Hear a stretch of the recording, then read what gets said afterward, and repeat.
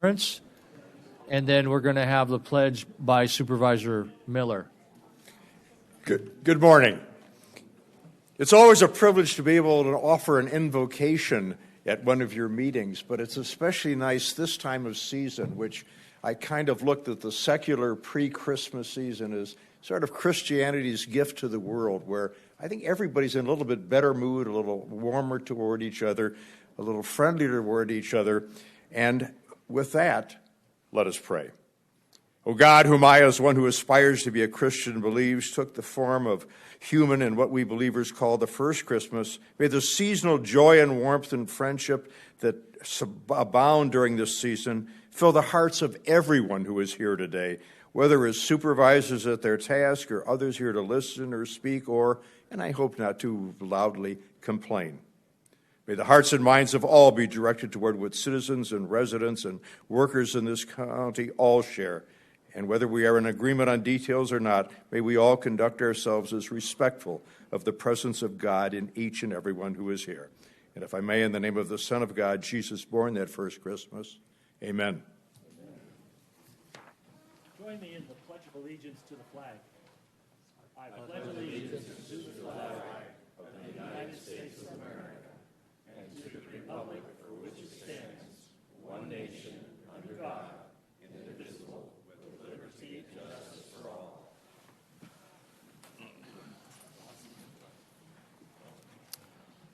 So I'll call the meeting to order. And I need to announce that we have a long agenda today.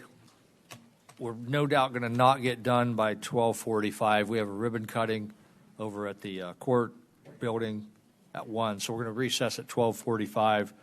We'll then come back as soon as possible. So supervisors, don't get lost over there. Remember, we're going to get back as soon as we can. Okay. First up, we have call to the public, and I have several here. If you did not fill one of these out, then when we're done with these, approach the dais or the microphone and let us know who you are and where you're from. First up, I have Ralph Achu.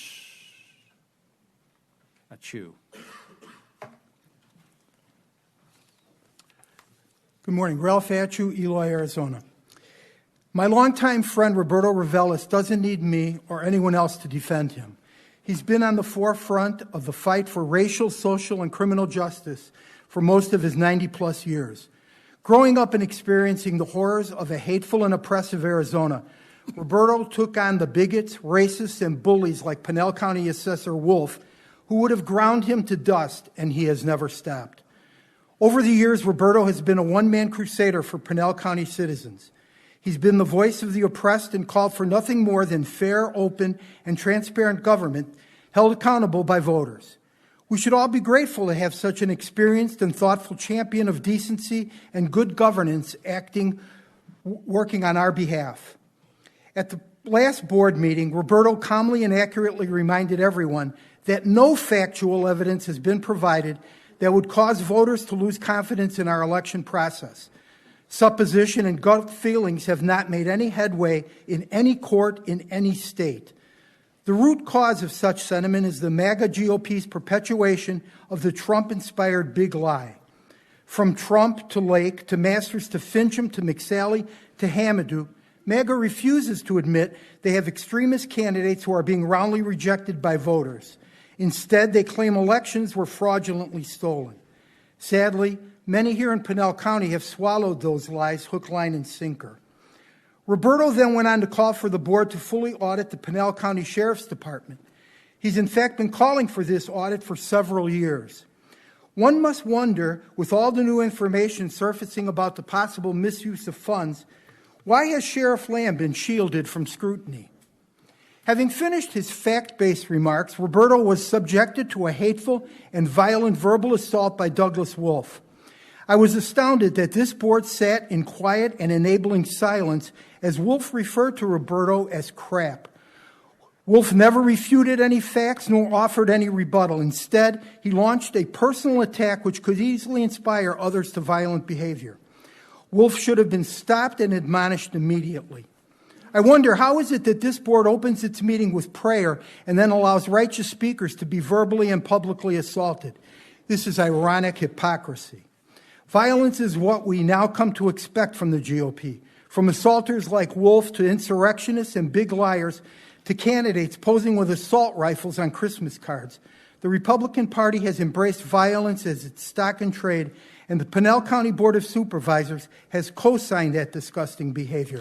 Shame on you. No rec.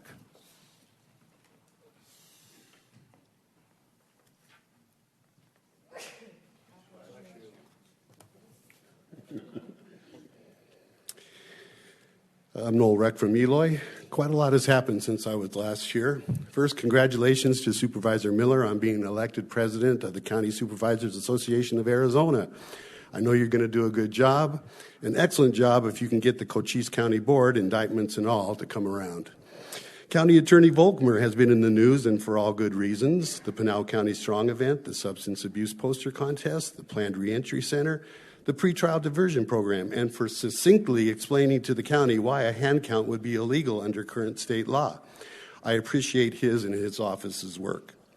A federal shutdown was avoided / postponed until January and February. Again, I urge the citizens of Pinal County and the Board of Supervisors to contact Representatives Biggs and Crane, who are, along with a handful of extremist Republicans, reneging on the March agreement, refusing to compromise, and openly supporting a shutdown. Damn the consequences. Let them know that is flat out unacceptable. It should be noted that they also voted not to expel George Santos. That speaks volumes on itself. I continue to call on the county to speak to a contingency plan should a shutdown occur. Will you please place it on the agenda for the next meeting, as time is of the essence? Lastly, call to the public has once again become a conveyor of ill intent. This is extremely disappointing to those of us who worked with the board and county staff months ago to make the call a more meaningful and productive experience for all. This was first demonstrated by a recent suggestion from Sheriff Lamb to censor call to the public from perceived electioneering from those he believes are out to get him. That was followed by a rage-filled rant from County Assessor Wolf at the last meeting directed at Roberto Reveles. Roberto spoke to legitimate concerns regarding expenditures by Sheriff Lamb and the request for an audit. Assessor Wolf followed with an angry personal attack against him, labeling his concerns as crap. This was particularly egregious coming from a public official attempting to legitimize his attack on Roberto and free speech by putting on his, quote, citizen's hat. As stated in an email I sent to Assessor Wolf, to which I have received no reply, a public apology is in order. I say this not to defend Roberto or his words. No defense is needed.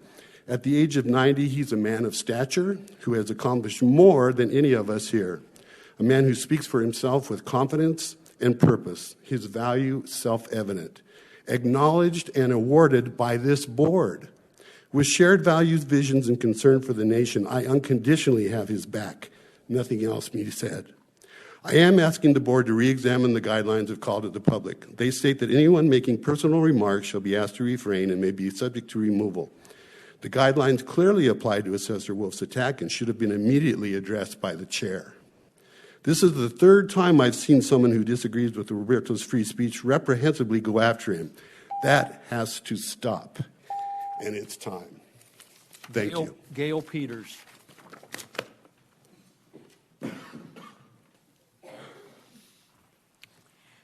Good morning, Chairman Surdy, all our supervisors. My name is Gail Peters. I'm from Santan Valley in Arizona.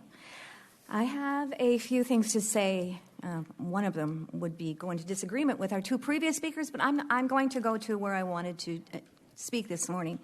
Someone alerted me this past week to a podcast about what's happening in Pinal County elections. So I tuned in, and I heard from an investigator whose group I'd never heard from before outside our county, making some strong allegations about malfeasance, incompetence, and possible even criminal activity, unquote.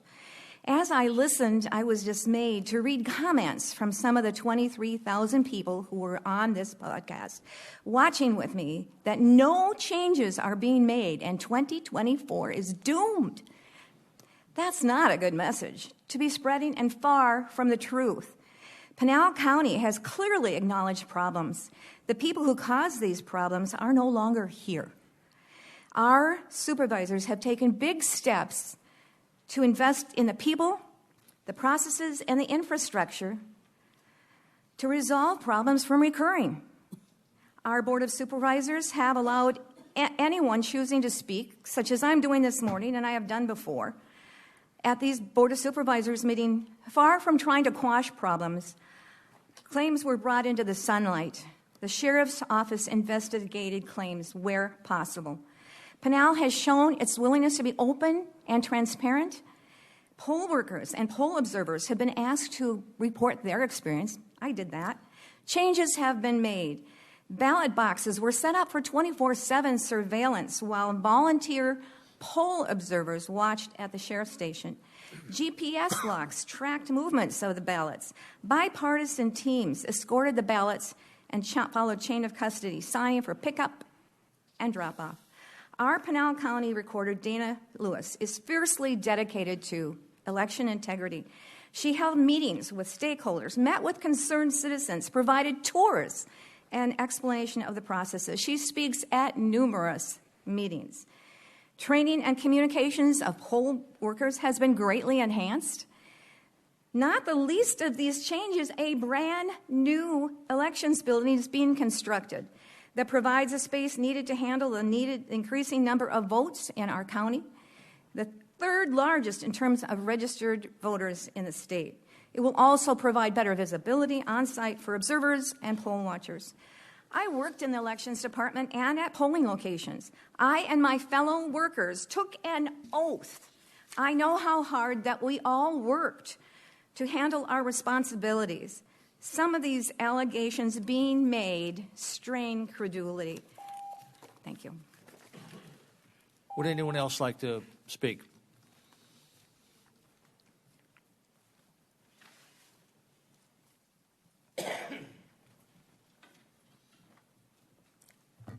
Roberto Reveles, resident of Gold Canyon. Thank you, Mr. Chairman. I appreciate criticism wherever and wherever it comes from, and I appreciate those who are defending my right to speak. I quickly cut off some of the remarks I was going to address because they've already been addressed. But I want to remind the board that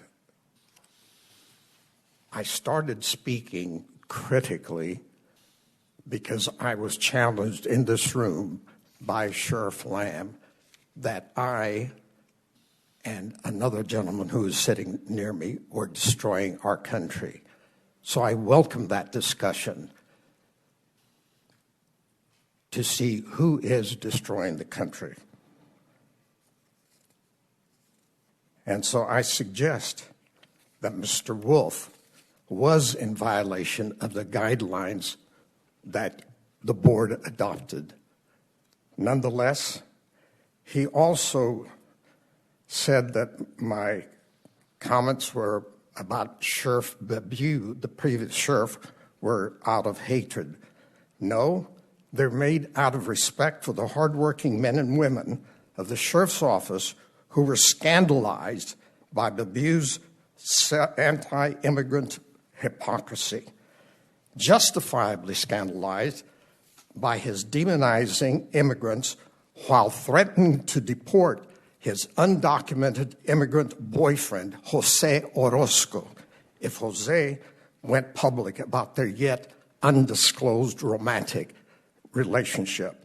Mr. Wolf, court rulings, criminal indictments, audit findings, questionable spending of public funds are not, as you put it, quote, pious crap. They are foundational to our American system of law and order. Here's some pious words for you to ponder, Mr. Wolf. Seek and you shall find, and the truth shall make you free. This is a season that's testing everyone's credibility and everyone's commitment to our Constitution. I thank Sheriff Lamb for initiating this conversation of who's destroying our country. Let the continuation of discussion go forth, Mr. Chairman. And thank you, Mr. Chairman, for your past chairmanship as we end the year. Anyone else?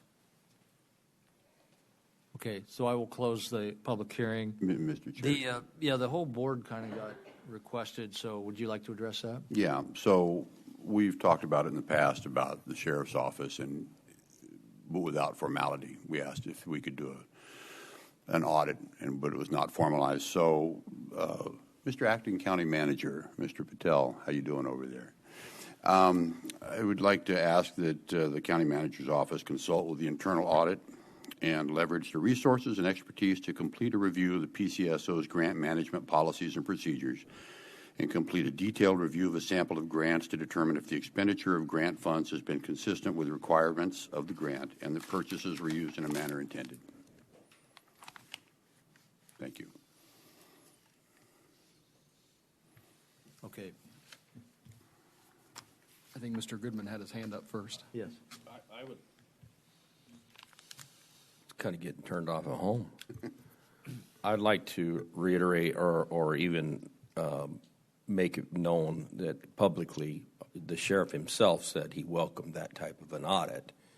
And so I think in in accordance with what he's willing to do, he is an elected office, just like we are. And so with that being said, I appreciate what you said, Supervisor. And I'm just going to say that I didn't gavel anybody my whole year as chairman, and I intend not to. By the time someone's done speaking, you then look back, maybe I should have gavelled that person, but who am I, one person, to say who can speak and who can't? So my policy has been to let everybody have their say unless it's totally vile and attack-oriented. So that has been my policy.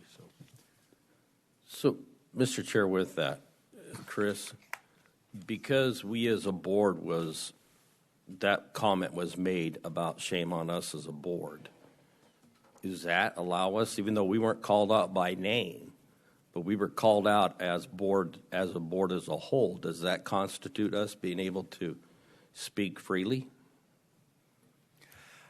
I would say no. Okay. I think that would be pushing the envelope slightly. The whole ability to respond to an individual attack is for a defense of that. The board can only act jointly. And so it would have to be an act agendaized for the board to basically comment on as a board whole, as opposed to an individual. Okay. Thank you. So if you guys want to hear from Mr. Goodman next time, call him out. All right. I think, did you have? Well, Roberto said something, the truth shall set you free. I think there was something about FBI investigation. There was none, and to his credit, there was an FBI investigation at the end of the Bad View administration. I helped carry the computers and phones out from the sheriff's office. So Mr. Roberto Reveles wasn't telling a lie. I don't know how he got his information, but that's the truth. So he was accused of lying. We have to give credit where credit is due. He wasn't lying. Okay, on to the county manager's report, which is what Steve wanted to. I just want to. President Miller, go ahead. Don't use that, President, please. And I personally was interviewed by the FBI on the Bad View situation, so there was an investigation. For the record, I was interviewed twice, so I think it's important that that be known. County manager's report from Himanshu Patel. Thank you, Mr. Chairman, members of the board. Good morning. I only have one item. I'd like to congratulate and publicly acknowledge and thank Kent Taylor. If you could stand back there. He's retiring at the end of this week. He's our first director of Open Space and Trails and now director of Parks and Trails. So.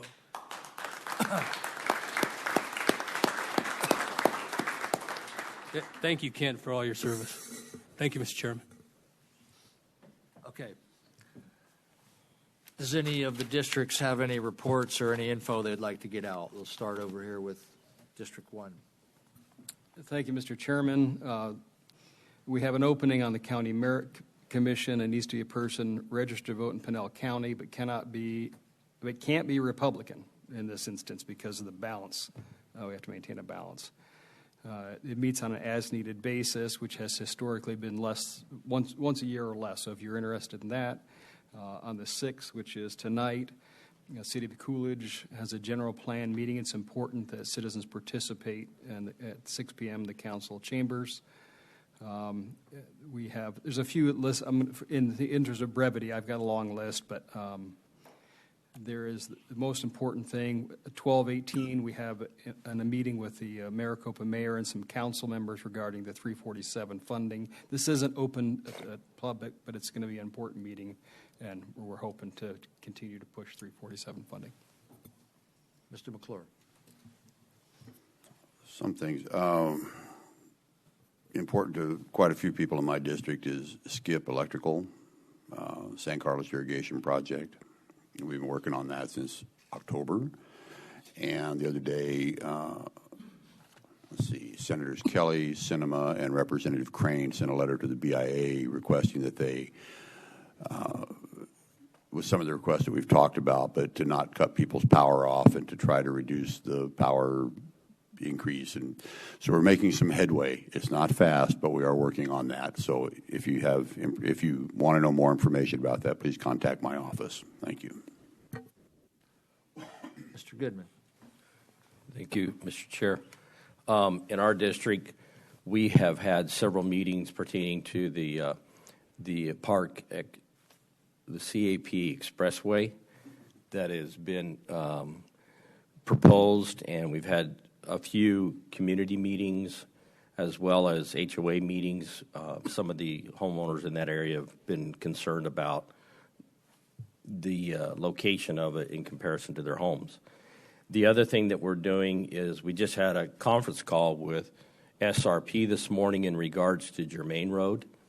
We're heavily working with them and LG that's going to the north of their alignment that they have where their power lines are.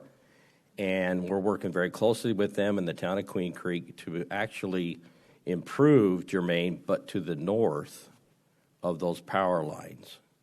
Our biggest concern is making sure that we preserve a lot of our rural areas. That's what attracted a lot of people to come out into this area in the first place.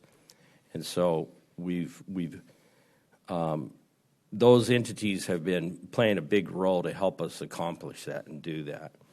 And then we've had some great things that we're working with the state of Arizona in regards to putting some entitlements on particular properties that would lend itself to the retail shortage properties and commercial properties that we have in Santa Valley. And so we're working actively to kind of help promote and bring other businesses into the area. So that's my report. Steve Miller. Thank you, Mr. Chairman. This is an event that took place that was, I thought, really a good thing. It's the PSV CDL trucking, which is a class that will get you through to get your CDL license. And they're doing that in conjunction with CAC at the college.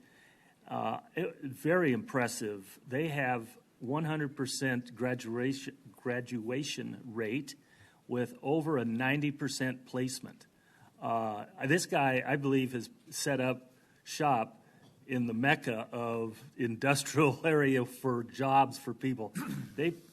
And these guys are getting anywhere from $25 to $30 an hour if they pass their class and they find these jobs. I was so impressed. I was a little shocked that Brandon, my executive assistant, my administrator, and I were the only two people there from Pinal County. But I told that gentleman that if we can help him in any way, this is a very, very good program that has come to our community. They would like to expand into some of the other campuses of CAC, but I think for economic development, this guy has found a real need and is going to provide a good future for some young people in the future. Thank you. So yesterday in the room upstairs, we had a meeting with all of the legislators who represent Pinal County. It was very well attended. A few didn't show, but just letting you know that they are out there representing. We were bringing the issues from our districts to them, such as group homes, elections. Always, you can't have a conversation without that.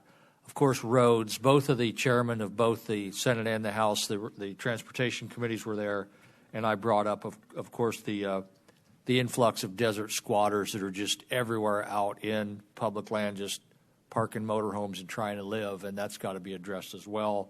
And how do we do law enforcement about such? So that happened yesterday, and I want to announce that tomorrow from 2 to 6, but everybody always breaks out about 5:30, there will be an open house at my office, my complex, and we'll have most of the department heads from the county there, as well as a lot of community organizations will be there. Still, a lot of folks don't realize that we all have satellite offices out in our districts, and they belong to you folks, and there's things that we can do for you. You don't have to come all the way down here to Florence. So try to attend and look at the complex and see what all happens there and what we can do for you. And now we'll have a presentation and discussion by Tony Smith, President and CEO of Pinal Partnership, along with James Smith.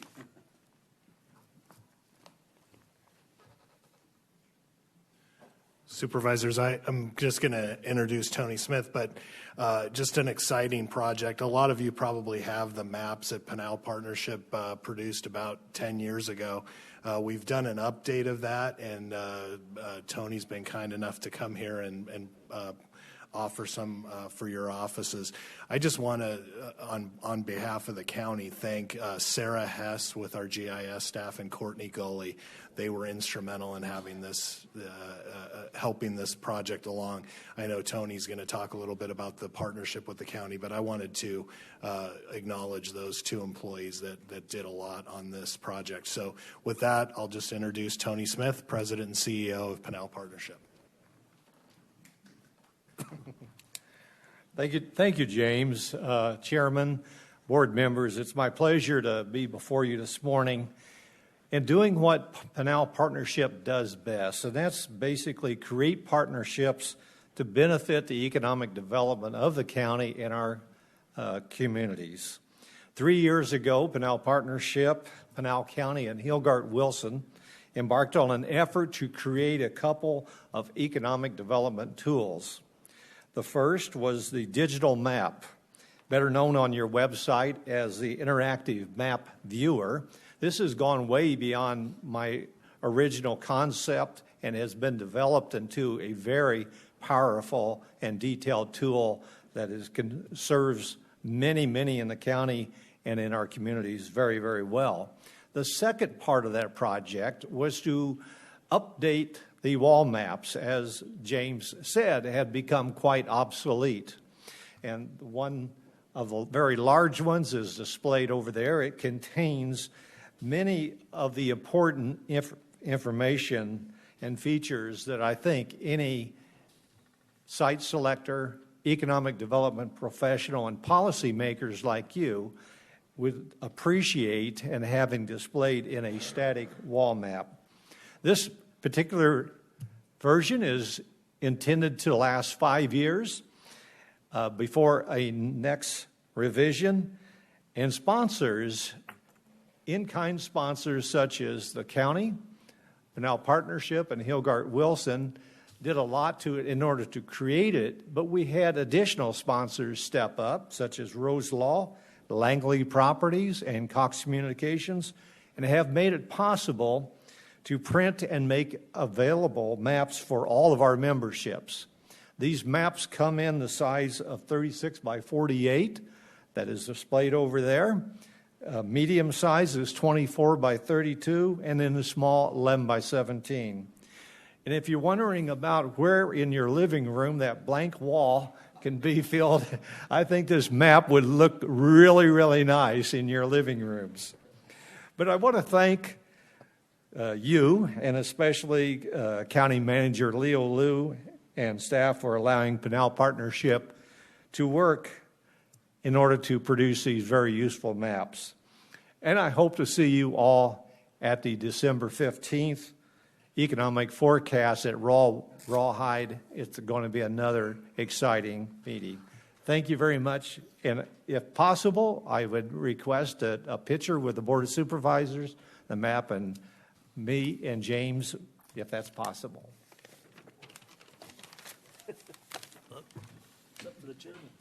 Are we good? Are we good?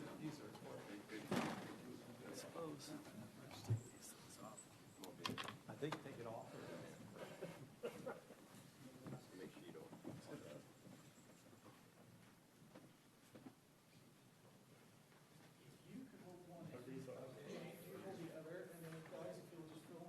Staff's going to go crazy. We got so many maps in the office.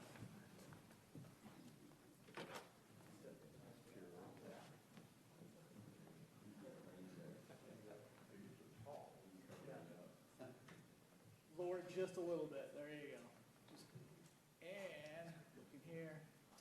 James, a little lower on your side. And 3, 2, 1. Oops, sorry. Okay, here we go. One more time. 3, 2, 1. And one more. 3, 2 big smiles. 3, 2. There we go. Thank you.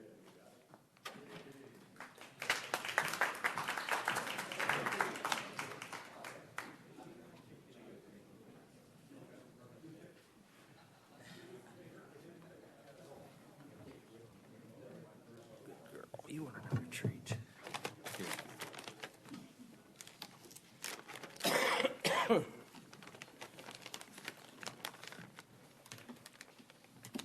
wow. What about my stash? Okay. We now have a video presentation of the new process and implementation from the Treasurer's Office about the OPEX machine. Mike McCord, and there will be a video.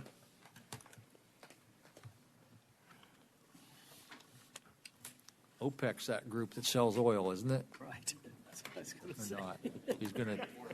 He's going to explain that. I guess my statement was probably better after we show the video.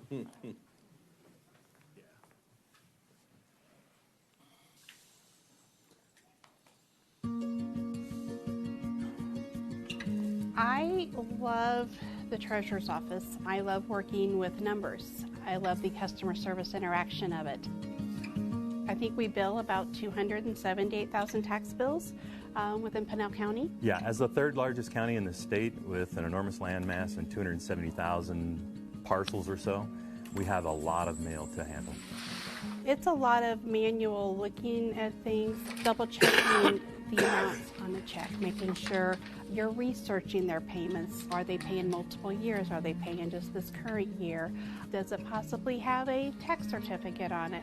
So there is a little more research involved in some of the more complex payments. A long, tedious process, actually handle every single piece of mail and sort it and prep it to even be scanned. Mr. McCord tasked us with finding ways to better serve the people of Pinal County through technology and through what we do in this office. So we searched out a solution and came across OPEX.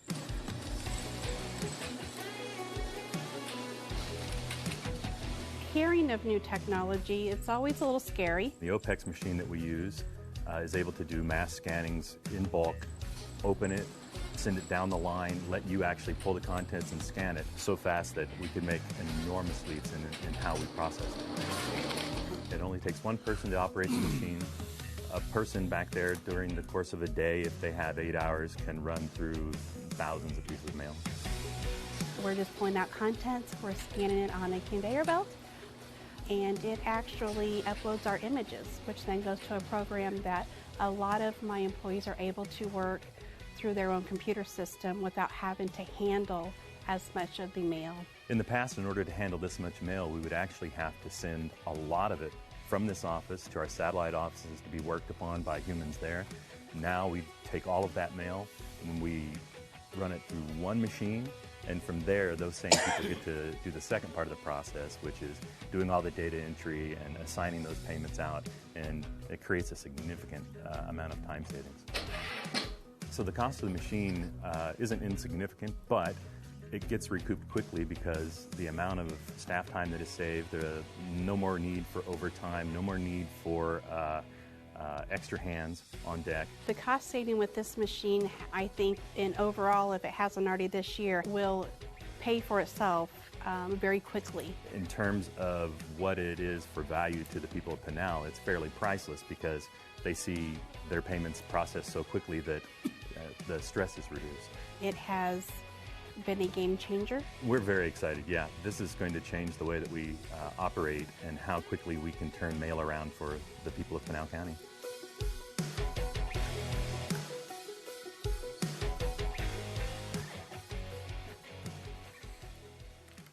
Thank you, Chairman, Board of Supervisors. I'm Mike McWhort. I'm your Pinal County Treasurer. And before I get started, often overlooked probably is Kevin, the gentleman that takes all the photography and does all these wonderful videos for us. I would like to thank him. He's the one that put this presentation together. So thank you, Kevin, wherever you're at in the building. It's I think he needs a kudos for always being there for us and putting together such good stuff. Why weren't you and Kelly in that video? I wanted my staff to be in it, the ones that are actually hands-on doing the processes. Wiley is our IT supervisor, and Diane is one of our supervisors that oversees the tax side of things, the tax collection side, and they're the boots on the ground, so to speak, of that process. And I felt like it was better for them to be in that video. Very commendable. Thank you.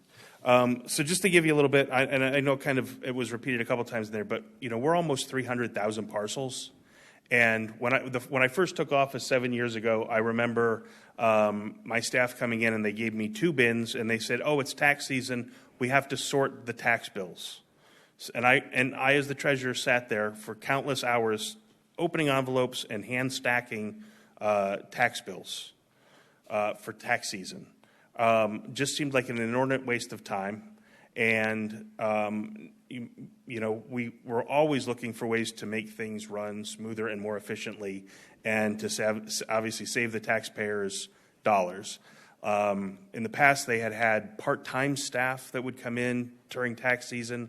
Last year, we had to pay overtime out, and I was just kind of fed up at that point with this whole process because it's like we're just seem to be wasting money. There's got to be, the Visa and MasterCard are not hand touching every piece of mail that comes in their facility. There had to be something out there. Tasked Wiley with going out there and finding it and found this wonderful machine. So since September, when it went online, so between September 1st and December 5th, we have processed 77,878 pieces of mail. So we're not behind. In years past, we would be way behind trying to get caught up and then having to pay the overtime to keep things going. That machine can do almost 1,000 pieces of mail in an hour. So that ups our efficiency and effectiveness tremendously in our office, and it takes away all that hand processing or potential for human error. The staff it gets scanned in, the staff can look at it on their screens and process it in a matter of hours as opposed to days. So I appreciate your guys' support, and obviously that had to go through procurement and the whole process, so I appreciate the board moving that along and allowing our office to get a piece of equipment that ultimately saves taxpayer dollars. So thank you. Mr. Chair. Yes. So how many pieces of mail did you say you'd done from 9/1 to 12/5? 77,878. 870, okay. To be exact. Exact is nice. Oh, I'm sorry. Those are items processed. I like that from the accounting side of it. Sure. The other thing though is what's the percentage like mail versus online payments? Comparatively, I don't have it off the top of my head, but I can get it to you. Is it okay? Just out of curiosity. Ms. Monroe knows, yes. Supervisor McClure, Chairman Surrey, since COVID, everything has kind of transitioned where there's a lot online that we process through the treasurer's office, and percentage-wise, it's much more than what we get in mail. However, in mail that comes in, and you're looking at bins of mail, that 77,000 is just from September to up till yesterday. of items that are processed. So you could have one piece of mail, but maybe 7 items in there. Sure. Okay, so the mail that we track and what comes through and we've been tracking, these are pieces of items that an individual would have had to hand touch, and now it's not that case. So yes, online is always the big factor in our office, and it's I think COVID kind of pushed the treasurer's office more of that route. I realize and understand and appreciate the efficiency of that machine. I do. I was just curious what kind of percentage it was. How many parcels pay online rather than by writing a check? And we can get, Wiley does keep those statistics. We didn't bring it because we were focused on OPEX, but we can get that. Sure. That'd just be nice to know. Thank you. Yeah. Anyone else? If not, then thank you. Okay, thank you, gentlemen. Well done. Purchasing Division report.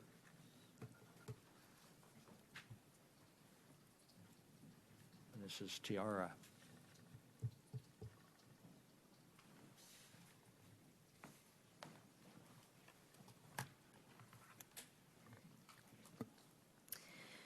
Good morning, Mr. Chairman, Vice Chair, and members of the board. I'm Tiara Peterson, your purchasing manager for Pinal County. This is your purchasing division report for December 6, 2023. First, the board is requested to approve the following contract awards.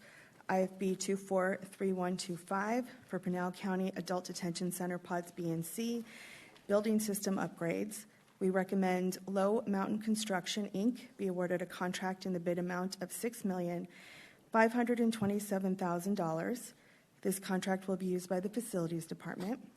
RFP 233028 for Oracle J.D. Edwards Enterprise One Consulting Services. We recommend contracts be awarded to the following suppliers: CentralLogic, Inc., Circular Edge, LLC, ERP One Consulting, Inc., and Sabuja, Inc. The initial one-year term of the contract begins December 6, 2023, and this contract will be used by the IT department. Next, the board is requested to approve the following contract amendments: RFP 170223. Excuse me, let me say that again. RFP 170223 for inmate telephone services. We recommend approval of amendment number 7 to exercise the optional extension period through April 30th, 2024 with Securus Technologies. This contract is used by the Sheriff's Office. RFP 170322 for inmate tablet program. We recommend approval of amendment number 6 to exercise the optional extension period through April 30th, 2024 with Securus Technologies. This contract is also used by the Sheriff's Department. RFP 170423 for video visitation. We recommend approval of amendment number 6 to exercise the optional extension period through April 30th, 2024 with Securus Technologies. This contract is used by the Sheriff's Office. RFP 202725 for court-ordered evaluation services. We recommend approval of amendment number 3 to exercise the optional extension period from December 16th, 2023 through December 15th, 2024 with the following suppliers: Community Bridges, Inc. and Sonora Behavioral Health. This contract is used by the Public Fiduciary's Office. Next, the board is hereby notified of the following contract cancellation per Pinal County Procurement Code Section PC1-905, RFP 231228 for inmate communications with Global Tel Inc., DBA Viapath Technologies. Next, the board is requested to approve the following purchase request per Pinal County Procurement Code Section PC1350 governing competition and practicable purchases in the amount of $250,000 with McKesson for COVID-19 vaccines used by the Public Health Department. And finally, the board is requested to approve the following cooperative purchase: requisition 169032 with Lloyd Construction Company, Inc. in the amount of $1,187,025.33 for Oracle Park redevelopment used by the Development Services Department. And that concludes your Purchasing Division report for December 6, 2023. Any questions or discussion? If not, I'll ask for a motion. Mr. Chairman, I'll make a motion to approve the Purchasing Division report as presented. Second. All in favor? Aye. Any opposed? And that carries. Thank you. On to the consent agenda items. These will all be done with one vote unless someone has pulled for discussion. As of now, we have 2 that will be pulled. Item number U by Joe Ortiz, and item number M by citizen Jerry Stevenson. Is there anything else that would like to be pulled by anyone? If not, I'll ask for a motion on the consent agenda. Mr. Chairman, I'll make a motion to approve the consent agenda A through AR minus U and M. Second. All in favor? Aye. Aye. Any opposed? And those all carry. Let's go on to item number U with Joe Ortiz.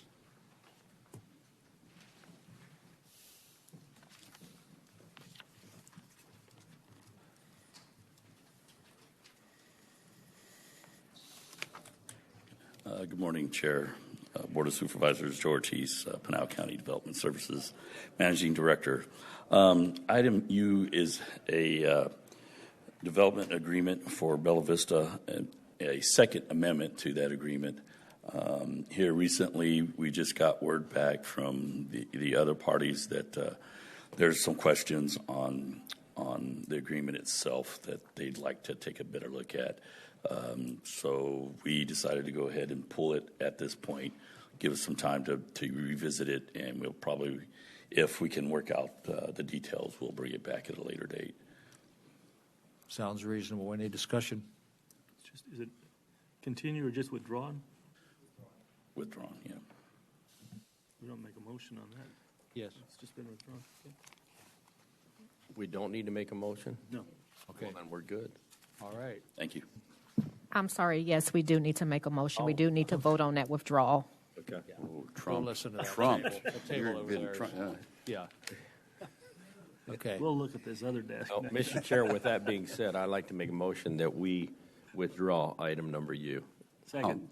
All in favor? Aye. Aye. Any opposed? It is withdrawn. Item number M, Gerald Stevenson, address this, please.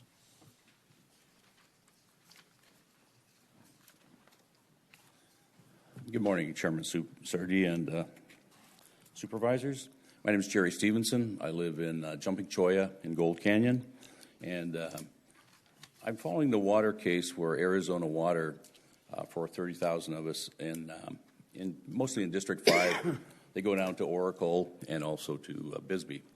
And in that, the rate increase, which is going to be like $200 a year per citizen, depending on how the ACC decides. But if we had $17 million put into that pot, in that district for Arizona Water, because that's a different district than Casa Grande and Coolidge, that would affect our rates because it's basically all pooled. Now, I don't think anybody's going to object to taking federal money and putting it into Pinal. So this $17 million in this motion is from the American Rescue Plan. And I don't have any problems at all with it going to Casa Grande, or any other constituency. My concern is that the equity of it, because there's a large amount of money. Last year was $50 million that went towards water all over the county. I don't know the details, but this is definitely zeroed in on one community, and where all of us have infrastructure issues and growth issues across all the water districts. And I'm wondering what the board is going to do about smoothing that out, because people like me shouldn't have to come and say, hey, Arizona Water's got this amount of money, in Casa Grande or whatever. I'm not sure how that process works, but my understanding of the American Rescue Plan should be to a couple things. If you have existing infrastructure like arsenic cleaning, and some places have lots of leaks, the money should be put there, and Arizona Water, rather than going out and getting a rate increase right now, should be given those funds. So I'm not sure I'm making myself totally clear, but basically this is a lot of money. It's going to one place. Typically, these kind of increases are paid by the citizens as well as the businesses as part of a rate increase. So I'm not clear why this is going this way. I don't have an objection to it, but I'd like some more equity across other districts. And I don't know if you want to comment on that or what the process is. I think we should direct this to Himanshu. And Himanshu, we did inquire how much more of this funding is out there? When will it be drying up, et cetera? Yeah, thank you, Mr. Chairman, and members of the board. My understanding is these dollars are state appropriated American Rescue Act, not directly county appropriated American Rescue Act. So what's happening here is a transition between the state, where we're doing the grant management on behalf of the city of Casa Grande. So this goes back to when Governor Ducey held all these funds and would not release them to smaller communities and smaller counties. Correct. And since we were under 500,000, we didn't have a say-so ourselves. Correct. And so these are state appropriated American Rescue Act dollars that were designated by Governor Ducey and awarded to the city of Casa Grande. We're just doing the grant management for infrastructure that Casa Grande needs for water and utilities. And that still stings because locally folks would have had better uses for that than just sitting on it. Correct. So, Mr. Miller. Thank you, Mr. Chairman. As I'm looking at this grant, it actually says in the description that this is essential to expand the infrastructure to provide adequate infrastructure to supply drinking water in an area that demonstrates needs for 4,400 low to moderate income residents and traditional disadvantaged areas. My point, to just kind of bring that out, I don't know when they apply for these what the criteria are, and I'm certainly glad that Hamachu brought up we are just managing this thing. We had nothing to do with where the money was going to be spent, and that was through a grant application that I'm sure Arizona Water applied for an area, and I think they will apply for grants in other areas. I mean, as long as there's money available. What the criteria is, I can't really expand on at this point in time. I think that's just too much granular detail at this point in time to be able to point that out. I certainly am willing to help bring Arizona Water to help explain when and where they decide to apply for these grants in different areas. There's a tremendous amount of activity to the west of Casa Grande. I know Stanfield is part of my community or part of my district, and I was like, hey, can we get some fire hydrants out there? No, we don't have the water supply. So, I think those are the kinds of things that Arizona Water is trying to help get throughout the state and throughout all the areas that they serve. When and why the ones that get picked are the ones that they select, and they could have put in applications for all the areas, and this is the one that came out. I don't know, but we are just the managers of this grant at this point in time, but I'm happy to help facilitate a meeting to better understand when and where Arizona Water puts in for these infrastructure grants. Okay. I don't know if that helps, That Mr. helps. Stevens. Yep. And so don't have enough detail really to say why this one got picked. Well, but, I found this at 8 o'clock last night, so I don't have didn't do a lot of research either. But there's development fees too, I guess, and this is outside this meeting, because I'm going to talk to Fred because I'm intervening officially at the rate increase.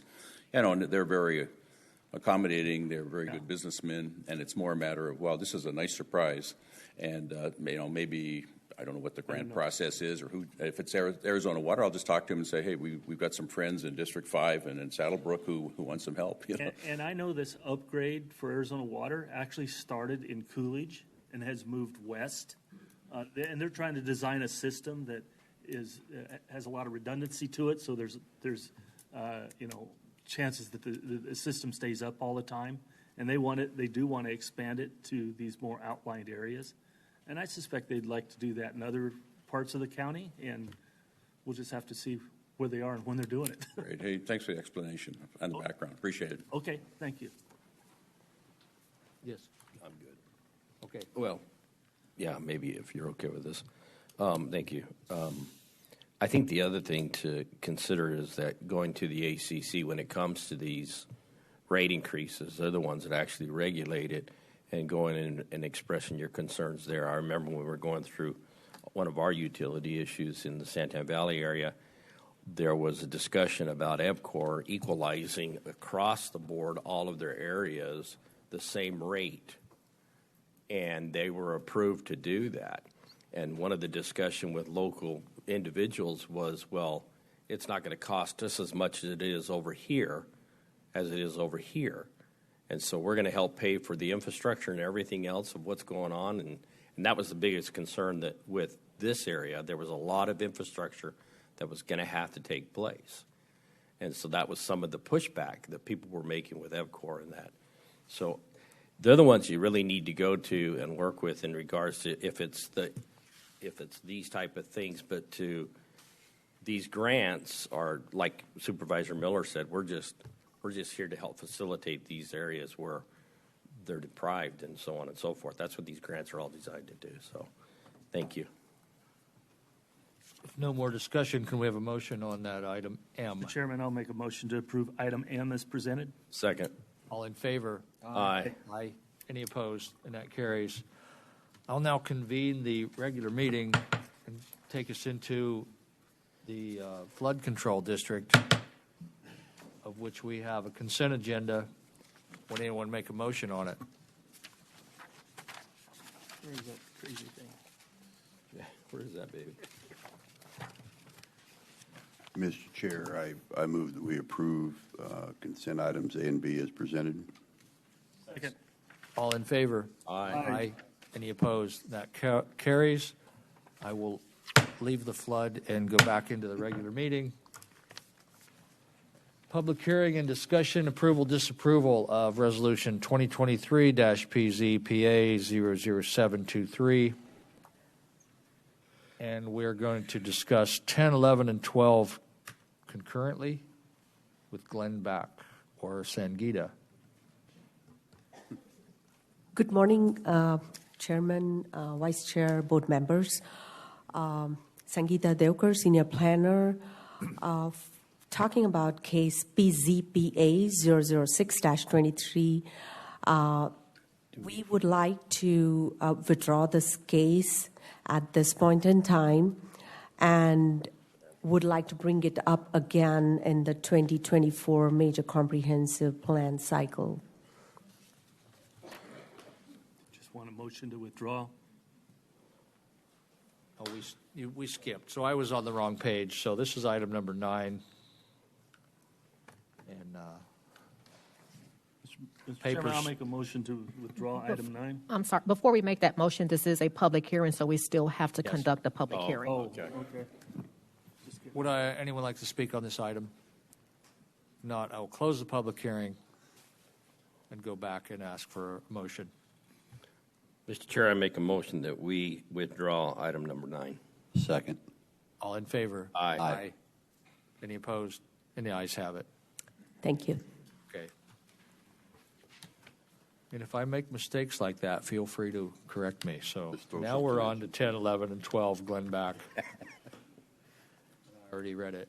Good morning, Chairman Sturdy, board members. Okay, so our first case of these three here is case number PZPA 007-23, also PZ 036-23, and PZPD 011-23.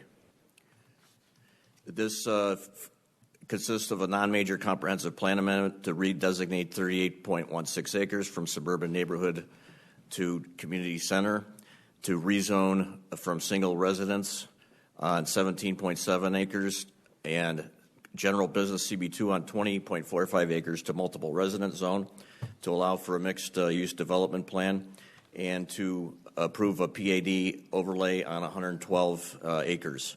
The location southeast of Ocotillo Road and Gansel Road. Owner is Ocotillo and Ironwood Holdings, and the applicant is Brendan Ray with Birch and Cracchiola.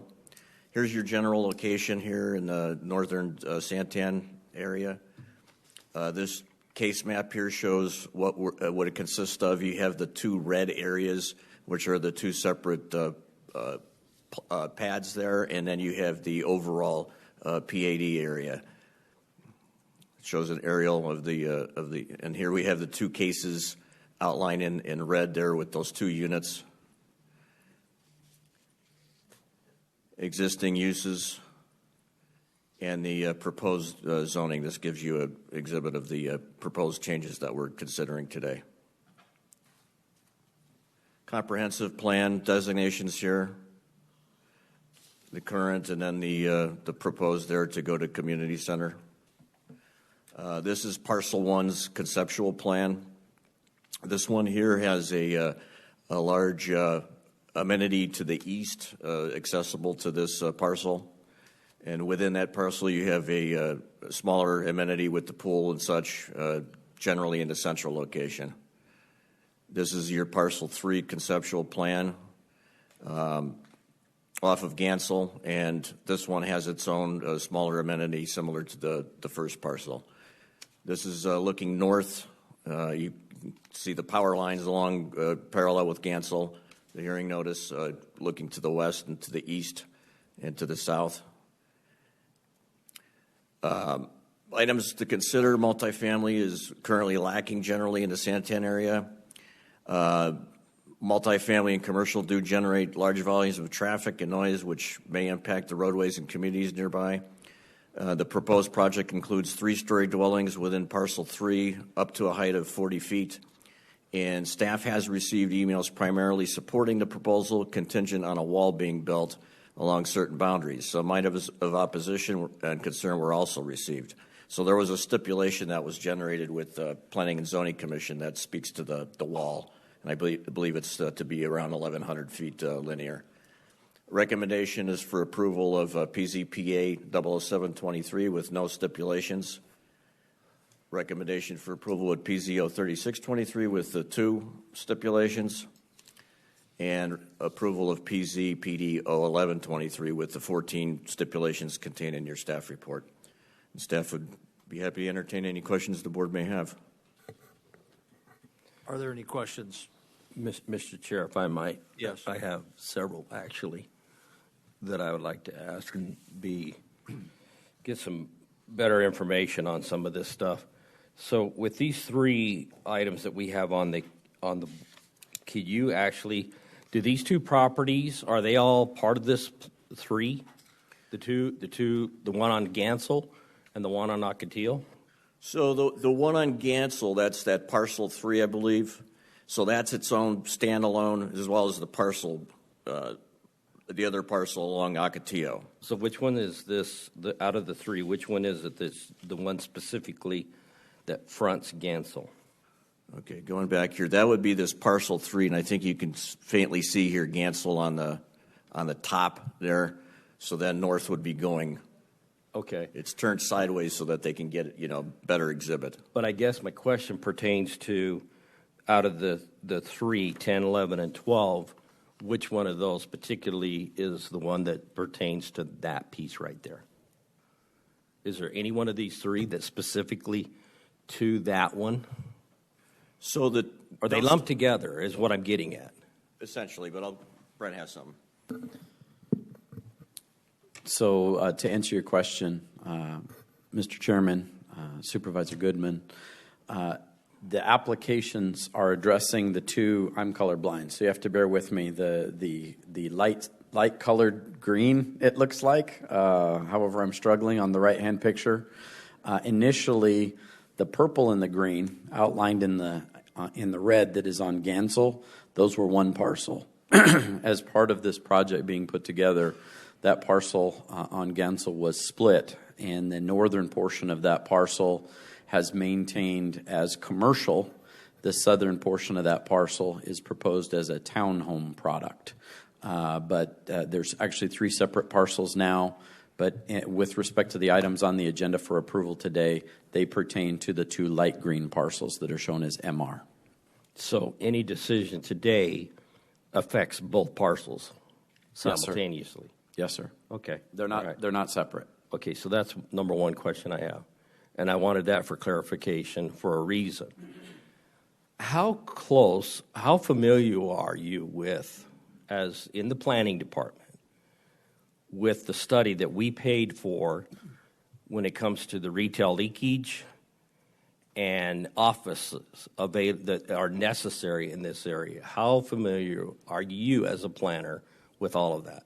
So I've heard about it generally, but I haven't been, directly involved in it. So, but I've heard in generally about that study you're speaking to about the commercial leakage in that area. Okay, Gilbert, you wanted to add something to that. Good morning, Chair, Vice Chair, board members. So me and Brent, as you know, we're well informed and involved in that study when it came out, and we do use that we use it as a decision maker going forward with these kind of cases. But we also use our policy guide, which is the comprehensive plan, and all those policies together. Those studies that we have, they have a lot of impact in the way we make recommendations for these cases. So he was aware of the case. As I said, that's more of a different level of information in regards to what's out there, what's needed. But we do cover that quite a bit. Okay, and so in that particular study, when it comes to our retail, how much was entertained in the process here with the planning of the lack of commercial property that we have in this area? Was that even taken into consideration? Sorry about that. Looking at a bigger picture and a much broader picture? Absolutely. More specifically, there's a case right to the south of the villages at Santan, I believe. They're also a multifamily product. Another one's across the street. And me and my staff have been reminded, and we've been given examples of existing commercial in the areas that haven't developed out. And so we're extremely well aware of what's out there. And in this case, originally, we recommend denial on this case, but there was a... I understand that. Yes, sir. I understand that. But our role here as board members is to give direction. That's it. That's what, you guys are to take direction from us and really look at these things down the road. And we've had a lot of discussions related around and centered around commercial properties being turned into multi-housing and things of that nature. We've been bombarded with these type of projects for some time. And even to the point where we've had to push back in certain locations, like where Winco's going to go in. And so I've heard the argument and the discussion centered around big box and things of that nature, the way of that's no longer the wave of the future, so on and so forth. But yet we've got a Winco coming in. We just had Home Depot come in. And there's several other entities that are looking in these general areas. That's just big box, okay? Let's go back to office space. We have hundreds of individuals that are professionals, attorneys, doctors, dentists, that there is very little office space.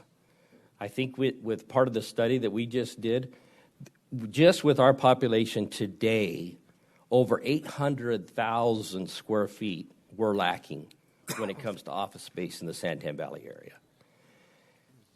We've gotten to the size that we have, and this is something that I'm specifically talking to our staff here for a reason, because we have grown to a level to where that's why we hired certain individuals that come from the planning side when it comes to municipalities to help us within this region, that we are losing a lot of these type of opportunities.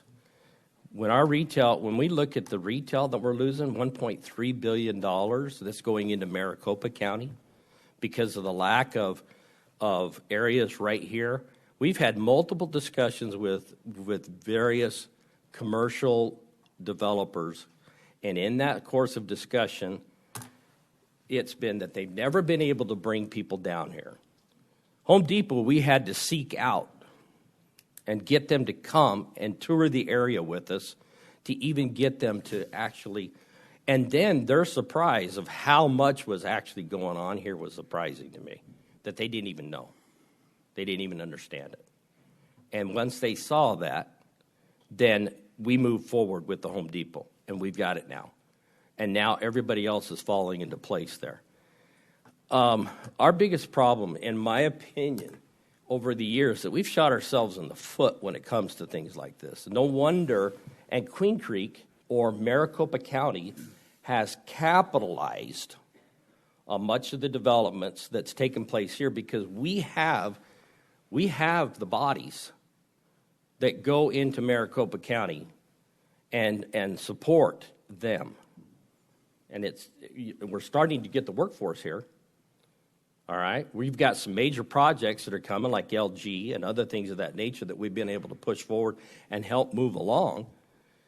I use Casa Grande as a prime example all the time about what they've done developing and master planning their particular area and utilizing the rail system, the freeway system, and everything else in Casa Grande and what they've done, that they're well balanced in what they've done. They've got employment centers and they've got a high usage of retail.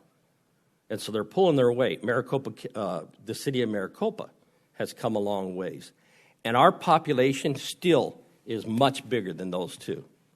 And it has been almost twice over the years, bigger than those two communities alone. When we were talking about the North-South Freeway, the biggest argument that the people had in Maricopa and in Casa Grande was that there was not enough retail over in this area because that's where those dollars were going to be coming from when we did the 417 and 416. Those were those dollars were going to come from. And we are the highest populated area for consumers, and yet they're going to support us. And that was their biggest complaint and biggest argument that they all made. Why would we support this over there when when the dollars are going to come from over here? So we're headed in the right direction here in this particular area that I hate to see us lose sight of this in the long term. I don't want to see us keep shooting ourselves in the foot when it comes to these commercial properties and quickly flipping them into these higher density there's no doubt about it, we need more affordable housing here. Now, I've got 2 apartment complexes to the north of my home, or to the south of it. $2,200 a month rents is what they're charging there. That's not affordable housing. To the east of right there on Riggs and Gary Road, there is approximately, that's in the town of Queen Creek in Maricopa County, but it's right on the border. There's probably another 600 or 700 units going there. Then you've got the property down there that was spoken of earlier, right there by Safeway, and there's probably 300 or 400 units there that are going in that location. And then we just approved one, our board did, there on Kenworthy and on Ocotillo. And the biggest part for me for approving that was, number one, it was already zoned residential. They wanted to put higher density apartments in there, but the cost of what they're going to have to do to the improvements there, such as those big the big wire towers and everything else, that's going to cost well over $4 million to make some adjustments there, to make Ocotillo bigger. We've got to expand Ocotillo, 5 lanes. We have to do that. And I get it, when we bring development in, their responsibility is to help build this, all right, in front of and then we have impact fees to help assist that along. The bottom line is, as I'm looking at this, and this is part of my frustration, is these 2 pieces are actually put together. I don't know who crafted that or why they did it that way, because the one piece that fronts Ocotillo is actually, if my understanding is a residential, right? It's not a commercial property that we're not turning and flipping into. That's correct. Okay. So that one, even though it's high density and things of that nature, it's already in that direction already. Where I do have a problem is that property that aligns Gansel right there. And with the property just to the north of that, I know for a fact that there's an office going in there, a doctor's office going in there, and they sought us out. We gave that information to the owner of that property, and they struck a deal. So those are the things that is, as I sit here, the frustration, and I'm trying to paint a picture for my fellow board members here to a degree about what the problems that we're dealing with over in that area. We have many of us here are about land rights, personal land rights, things of that nature. But what is the purpose of these zoning and codes and ordinances that we have if we're not going to look at the bigger picture and adhere to and stay strong in some of these areas? And so, Brent, you're up here. If you can address some of this, I'd appreciate it. Sure. Mr. Chairman, members of the board. I guess the best way to start off with a little bit of history. This project came forward more than a year ago, and it proposed built to rent in the north, apartments in the purple area, and townhomes in the south. Meetings were held with the community, meetings were held with the supervisor's office, meetings were held with staff. Some primary concerns came out with respect to that application, and it came out about the time that the leakage study occurred. First one is loss of commercial area in the comp plan adjacent to Gansel Road. The area to the north, the purple, was an apartment complex. The area to the south was proposed as townhomes. As Mr. Goodman eloquently put, we had major pushback on that. We heard the board. We understood that we wanted to reduce the conversion of commercial in the comprehensive plan, especially with multi-family. We push that hard. We push as hard as we can, but we do not make decisions for the private landowner. They have private property rights as well. We pushed on that issue. The second issue had to do with widening of Gansel Road. It was initially thought that Gansel cannot be widened in front of this project, and it would have been difficult to put an additional traffic signal in for traffic circulation as well. The applicant came in, worked with us to address that, and we've put in place a concept to be able to add turn lanes and an additional through lane on Gansel Road. The third thing that was a primary concern that was developed through those conversations was we really don't want apartments. So we stood strong. We pushed hard and strong to remove those apartments. The apartments have been removed. Commercial is in place. As Supervisor Goodman said, our staff worked with the property owner to actually site that commercial. They've actually been through their process of site planning, and they're in that process of made submittal, so that's going to stay commercial. They spent a lot of time, a lot of money, and a lot of effort to try and meet us in the middle in terms of our concerns, and so that's why you see staff support for this project.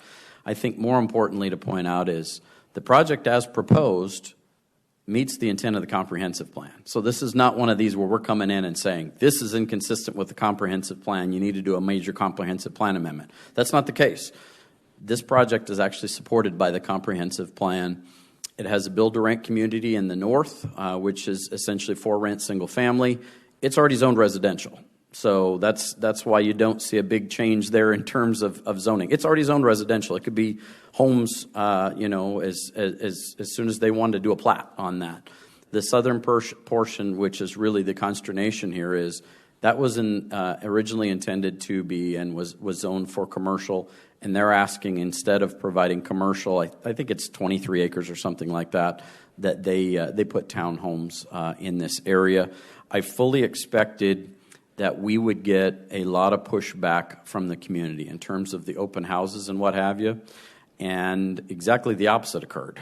Initially, we got a negative response, especially with respect to the park development that's to the right of the build to rent.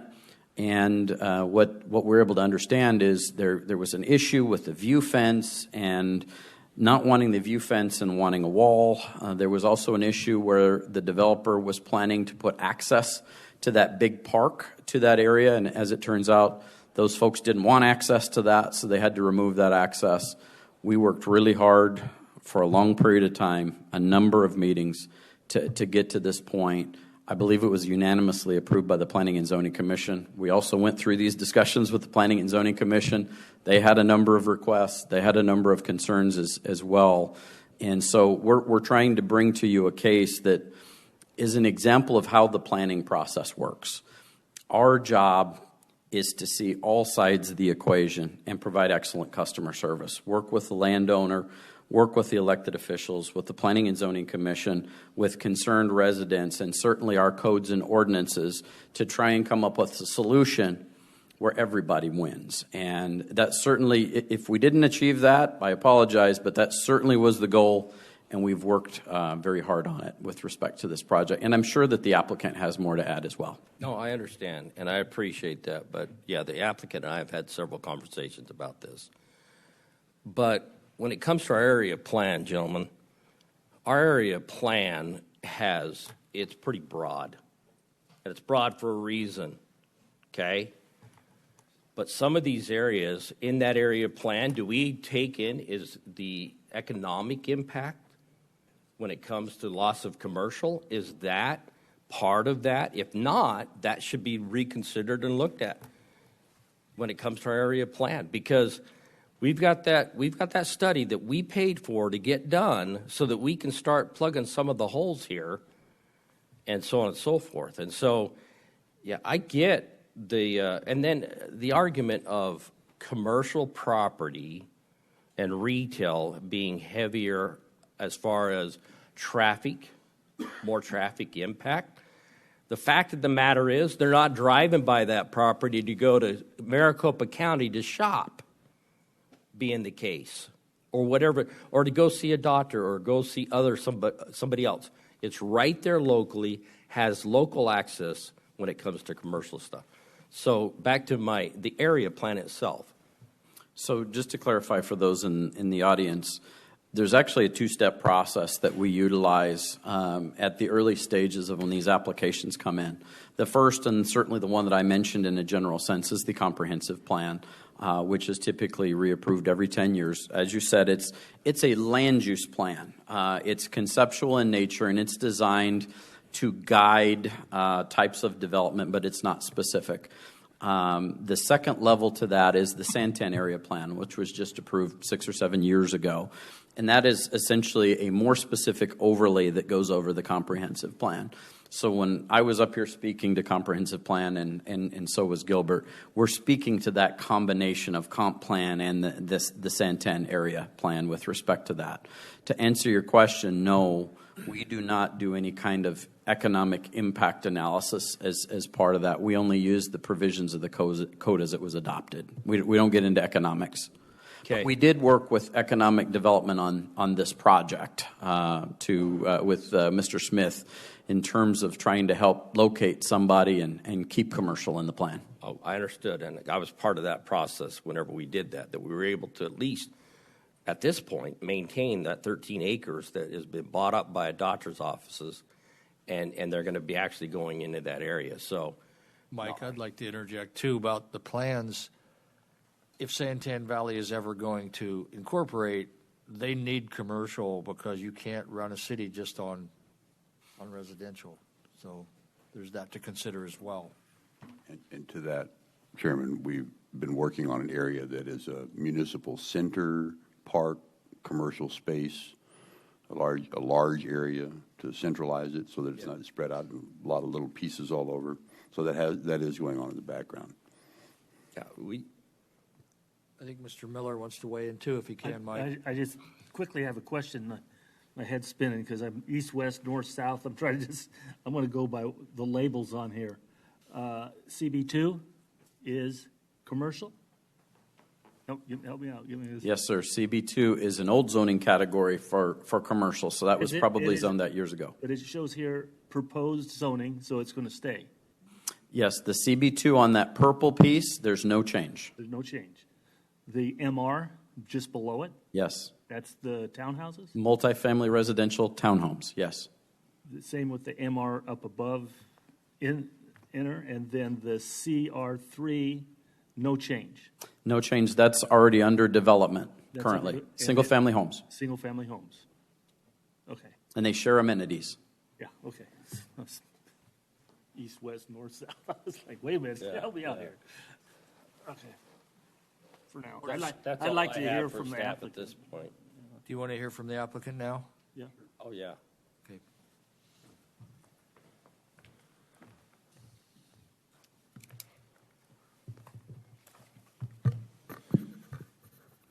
Good evening, Chair, members of the Commission. Brennan Ray, 1850 North Central, here on behalf of the applicant, Diversified Partners. And for those who are not familiar with Diversified Partners, Walt Brown, who is here with me today, is the principal of Diversified Partners. He has been a commercial developer and broker for 35 years, including becoming a very close development partner with Westcor, who, as you gentlemen know, is one of the largest developers of open-air commercial developments in the Valley. And so Walt has been involved in this site off and on for about the past 15 years. I appreciate the comment about quick earlier. I will say that that Supervisor Goodman made. There's been nothing quick about the process that we've gone through. We started this process 22 months ago, so almost 2 years ago, when we first came in and started with staff. And we have, as Brent indicated, we have worked closely hand in glove, not only with planning staff, but with transportation, with engineering on this particular site. And we believe that that this proposed rezone and development is a viable, sustainable solution on 2 properties that total 38 acres. And we certainly, appreciate staff's report. There's 4 things that I kind of want to touch on. If my magic presentation can make it to the screen.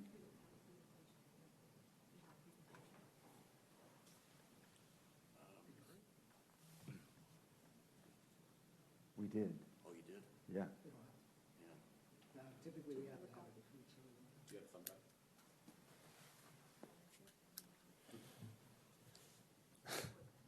What? Chair, members of the board, I apologize. If you give me 1 minute to sort this out, I had a presentation that was emailed in. Bear with me, please. Tasha doesn't drop the ball, though, does she?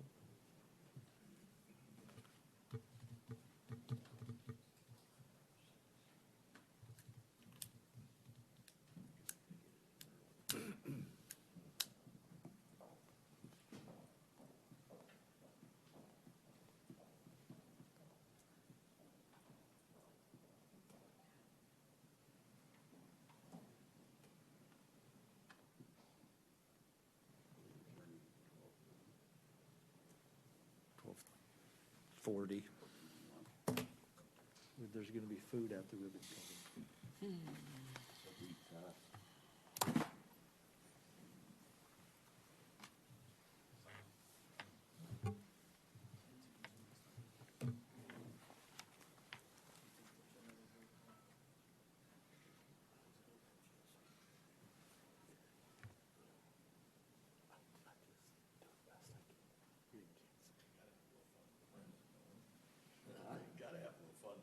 These people, these are all people that live in the links, the ones where they're going to build the wall up. They're going to build a wall for them.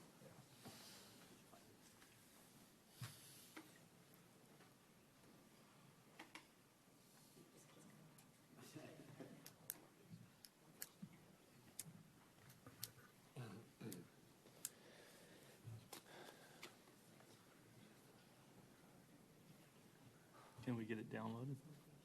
Yeah. You can? Yeah, I emailed it. They should be able to pull it up here.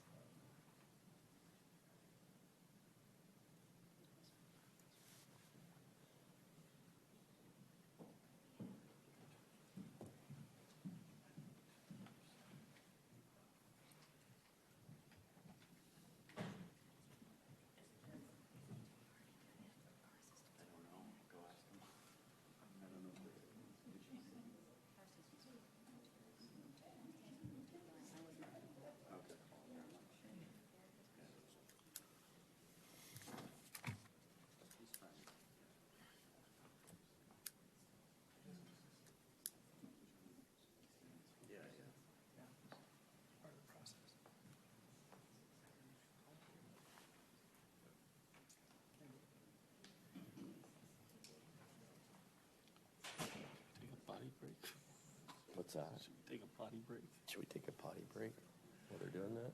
Can we take Yeah. a potty break? We're going to recess for 5 minutes.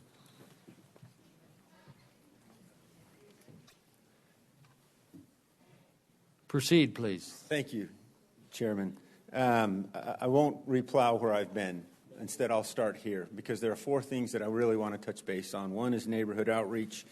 2 is the challenges with the commercial. I can touch briefly on some of the highlights of development and just reemphasize some of the things that Brent has said with respect to traffic infrastructure. As you can tell from this slide, we have done as much work as we've put in with staff. We've probably put in more work with the neighbors. And I think that's reflective in that you do not have a room full of people here wanting to lop my head off for proposing residential. In fact, I know we've got neighbors here that are in support of that. But just to highlight it, you can see that we started back in July of 22 with door-to-door outreach, and that's hundreds of hours of knocking doors, presenting the plans to them. And you see in there that we had a neighborhood meeting back in 22, a room full of people, angry as hornets. You guys have never experienced that before, I'm certain. But nevertheless, you'll see a huge gap in that. And during that year time frame, we worked closely. We had lots of discussions with Supervisor Goodman of some of the concerns that were raised, of the need for commercial, of the need for it. And while staff and the supervisor is correct, they had someone inquire about the office, availability of office and medical office. At the end of the day, with all due deference to Mr. Walt Brown, I had to take a 2x4 to his head and say, figured out how to make it happen, because that was something that we knew was important.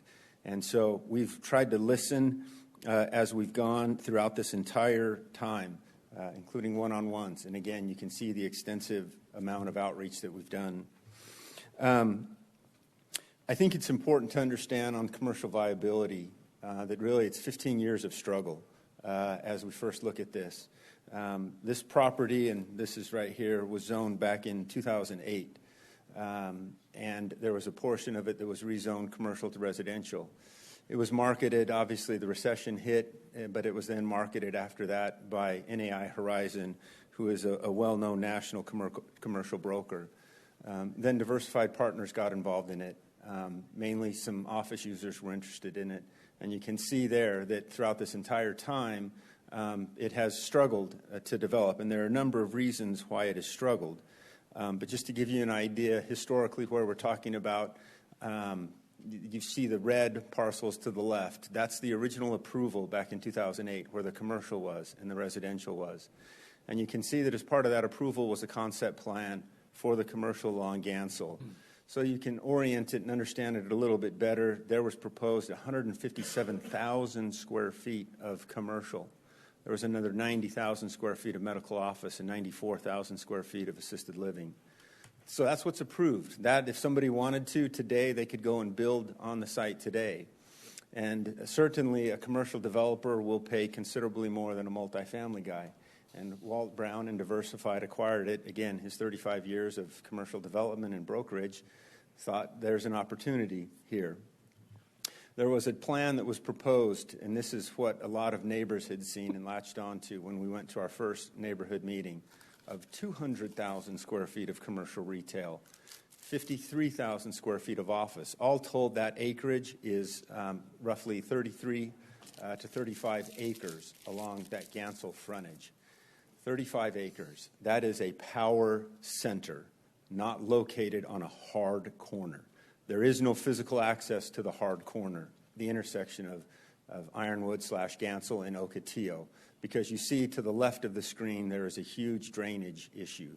There is regional drainage that impacts the development of this site and precludes vehicular access because, as you all know, to be viable and successful for a commercial, you need access to 2 arterial streets, not 1. And this has just access to 1. So the other thing that as we take a look at the area, and we'll be the first to admit there is a need. You know, Supervisor Goodman made a comment about, well, who's looked at it? We had prepared a report, a copy of which is in my hand, that was done by Elliott Pollock. You're all familiar with the economist Elliott Pollock. And in his report, he correctly identified a need for 800,000 square feet of additional commercial in the general area. And there's certainly a need for it. But he also went on to look at and say, all right, but let's look at the type of commercial. Let's look at this specific location, and then look what's around it. And his report, again, concluded that the loss of commercial, and at the time he wrote the report, it was all of it. I hadn't changed out the apartments yet for the office, medical office. But he said there's more than sufficient acreage. And so what you see on the map here is just a brief snapshot within a mile of it. What you see on the north, again, the site outlined there in white, is that between those three corners, there's already 369,400 square feet of commercial that exists. You take that with what's down south at Ocotillo, or excuse me, at Combs and Gansel, and that's another 689,000 square feet of commercial. Can we interrupt in between? Absolutely. So, Brennan, the 690,405 square feet of commercial property, how much is that actually rented out now? Do you know? Well, a good portion of that is underdeveloped and is leased out. I don't know the exact figure through the chair, Supervisor Goodman, but I know that when we talk about retail, and without belaboring the point, and I'm happy to if necessary, the commercial world has continued to change and evolve. And certainly someone here with me, Preston Basha, who is of the Basha family, can speak, if necessary, about the retail world and how it's changed, because it has considerably changed and continued to change and will continue to evolve with the shrinking of brick and mortar establishment. That is just a hard and fast fact. There still is a need for brick and mortar, but if you look at the amount of commercial availability and the pie with which to draw from, you certainly start to see that it shrinks very rapidly. Would you say that's what's happening in Santana Valley? That there's more than just enough room there right now? Through the chair, Supervisor Goodman, I'm not sure that I understand the question. Okay, you're going on. You're making a comment about what Elliott Pollock and others have done, and you're talking about the commercial properties that are already in existence in other locations. I feel because we don't have a lot of buildings that are ready to be leased in that particular region, in this region. So when you're talking about things, and I'm familiar with the report that you have from Elliott Pollock, that same report was used by another developer that was wanting to put apartments down towards Gary Road. Very similar study, but if you were to look at where his circle where he draws around, it actually looks at the retail that's in Maricopa County, where they talk about and utilize a lot of the developments and things that are taking place in Maricopa County. Our biggest problem that we have is the retail leakage and other services that's going and being built on the other side of what is a border. That's where part of my argument and discussion. Yeah. But Through the chair, Supervisor Goodman, I'm certainly familiar and understanding it. Maybe now is an appropriate time for Mr. Basha to come up and share his thoughts on it as well. Mr. Chairman? Yes. While we're kind of at a break here, if I may, and I would like to hear from Mr. Basha, but all the yellow, according to your key here, or to your legend, is vacant. Can you give me at least an estimate on that date or when this map was created? Through the chair, Supervisor Miller, this map was created shortly before the Planning Commission hearing. Okay, so what you see on there, the yellow, that is land that is vacant. That might be a vacant site. I'm not going to stand up here and say it's a building. It's a vacant building. But it could be developed as commercial if it's not already. Through the chair, Supervisor Miller, yes, it could be. Okay. So the other question. And I'm going to point out some other things later, but. Real quick, if I could ask Mr. Ray this question. So I'm looking at the property on the corner of Kenworthy and Ocotillo, that corner there that's in yellow. Is that zone commercial now? Through the chair, it's a vacant piece. I get that, My understanding is that it is designated commercial. We would not have put yellow on here if there was not the entitlements that are already in place, just speculating for the future.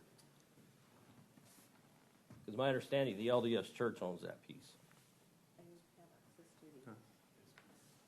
Through the chair, Supervisor Goodman, I apologize for keep saying Commissioner. I just confirmed with Andy Barron, who prepared this, it is zoned for commercial. Okay, all right. Mr. Chair, members of the board, thank you for having me today. I appreciate being here. Like Mr. Ray said, my name is Preston Basha. My family has been in the retail industry for 90 years, specifically and only in the state of Arizona. Actually, let me clarify that.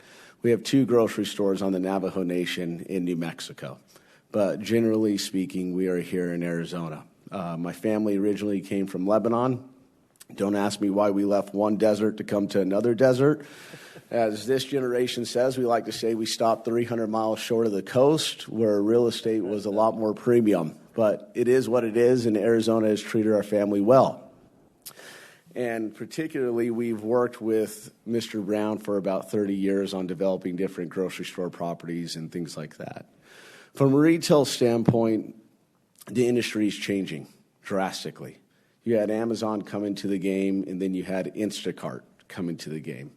Originally, when the 202 was built in Maricopa County, coming through to Gilbert Road, connecting all the way out, Walmart had put together an aggressive plan that every 2 miles along the freeway, they were going to put in a neighborhood market, and every 4 miles, they were going to put in a superstore. They started rolling out neighborhood markets here in Arizona and quickly realized that they were unable to compete with those grocers that were already here. Arizona, Phoenix Metropolitan, I'll even lump in Pinal County, and Dallas-Fort Worth are the 2 most competitive retail markets in the nation. No one can tell you why. It's just what it is.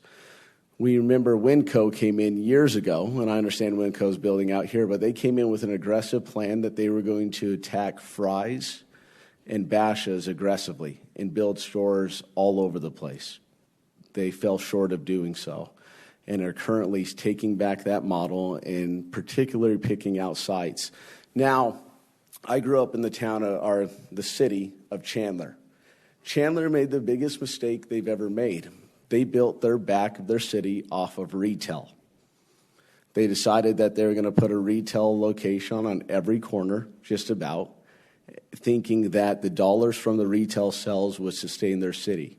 What they quickly found out is that now they have these islands of concrete sitting there vacant because retailers can't compete like that. So for an example, along the Gilbert corridor there from Chandler Heights up to the 202, you have an Albertsons starting at Riggs. Then a mile down the road, I have a Basha's grocery store. A mile down from there, I have a Fry's grocery store. A mile and a half down from there, I have a Super Target, a Super Walmart. Right across the street from the Fry's, I have a Sprouts, all in this corridor. And it was the city who sold the last parcel to a real estate developer to put in a Fry's a mile from our current grocery store.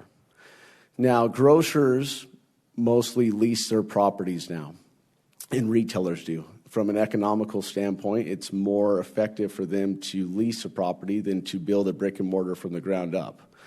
In some of those leases, a majority of the time, they control what tenants go into the surrounding areas around them. And so a developer could not develop a property and say, hey, I'm putting all these people around your retail store without the approval of the grocer, the tenant, the anchor tenant giving approval to do so. What we have found over the years is that it is, and especially in today's climate, it does not pencil on paper to build any more grocery stores at this time with construction costs and the way the economy is going. Now, I will tell you this, that I do think commercial is important, but I would be cautious to think that we could put commercial in an area where you already have 2 locations. And by the way, the particular spot we're talking about here, the site, the bell of the ball has already been taken, and that's that northwest corner there. Retailers like to be on the northwest corner of intersections. You get traffic going home and you get it coming in. And they want to be on corner pieces. And so for this site to really be viable for a big retailer to really come in and do something, it would have had to have been that corner spot that's already been, I guess, sold, or there's an office building going, or a doctor's office going in there, because it has the two different locations there off of Gansel and Ocotillo to enter. The last thing when it comes to this is it's a hard market right now. Retailers are nervous. They're scared of what's coming in the economy. They all talk. They're worried specifically because in order to get someone to go here, you would have to go outside the norm. Grocery retailers are worried because there's a possible merger between Fry's, Albertsons, and Safeway, which you already have here. So if that merger goes through, the possibility of having a Safeway, hey, say, we're out of here, me as an independent, instead of saying I'm going to wait 18 months for a brick and mortar to be built, I'll go strike a deal with Safeway and go into their spot on that corner. There's very few independents left. And this is no offense to Mr. Brown or any other real estate developer in this room. Retailers have deep pockets. If they want land, if they want a corner, they'll outbid anyone for it because it's their business, and that's what they do. I can't tell you how many times as a family we've gone in and overpaid on land just to be on a specific corner.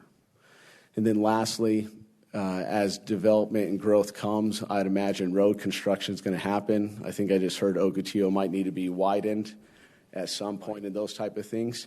We ended up closing down a grocery store in Chandler because off of Chandler Boulevard in Dobson, they had road construction for a year and a half taking place. It became very difficult for people to get in and out of our shopping center. We lost $1 million the first year of sales in that. I would caution Pinal County building the back of their community off of retail dollars because that landscape is shaping. Office buildings, those type of things are needed. They really are to attract people here to this area. But to simply think that by putting retail you're going to collect more, it might be for a season, but in the long term, you might be like Chandler, left with these vacant parking lots searching for tenants to fill their buildings. So, Mr. Chair, if Yeah, I might. I could dispute a lot of that, but we're not. Absolutely, because we're not Chandler. Yeah, Chandler's run We're by far exceeded. Intel pays for Chandler. There you go. Yeah. We're not Chandler, and so the comparison of Chandler and what they've done in the past, we're way beyond having retail on or commercial properties on every freaking corner. And I would also dispute QT, their model is not to go on a corner. Their model is to buy everything and then put other ones on the corner. There's very few QTs that are on the corner. They strategically do this a certain way, and their marketing efforts and the way their strategy is going forward. You know, listen, I've been a businessman for 40 years plus. So I'm not some yokel up here in this position looking at this. I try to be observant and as honest and fair as I know how to be. And so when we're looking at these things, and I'm looking at some of these corners, and what you're showing here pretty much is every commercial site in our area, what you have here in yellow. And you even have commercial sites on the west side of Meridian, which is outside of our Pinal County. The other part is that the consideration is the fact that we've got another 50 to 75,000 homes that are already platted to the south, to this direction, south of what is known as Santan Valley right now. So a lot of the studies and things that we've done is not only the need for currently, but for future. And so that's why we've taken an active role looking at doing something what Mr. Supervisor McClure mentioned, in coming up with some kind of a hub, a center location. Yeah. So I'm not here to argue this. I'm just trying to, I want this to be more of a discussion to where, you know, I've been in here for 7 years, and I've already addressed different things. When looking at the retail leakage, looking at our infrastructure and our roads and everything else, we're behind. There's just no doubt about that. And we've got to find a way to plug the holes, and we got to start somewhere. Through the chair, Commissioner, or Supervisor, gosh. That's all right. Through the chair. I get called worse at home, so don't worry about that. And I've certainly been called a lot worse myself. Your comments are well noted. And as I said, we acknowledge that there is a need for additional retail within the Santan Valley area and within your district. I think it's important to consider not comparing Pinal County or Santan Valley to Chandler, but to learn from the history and mistakes of others. For those who do not learn from the mistakes of others are doomed to repeat their same failures. So I certainly would not stand here and convey that, you know, Pinal County and in particular the Santan Valley area are doomed to repeat it. But I think it is interesting to note because you are at a pivotal time when there is growth coming. You've already got, as you mentioned, 50,000 lots that are platted. And so we can look at it at the macro level, which I think is always an important discussion. I was present for the study that was commissioned, I think, I'm not sure if it was by you or by the county, where there was a presentation and talked about retail leakage and about how that particular report, there was a number of tenants, retail commercial users that were specifically identified as wanting to locate into Santan Valley. I know that following that report, Mr. Brown and his team contacted every single one of those retailers specifically for this site. Because while we can talk about it at the macro level, we then nevertheless need to come back to the micro level and look at the highest and best use for this particular piece of property.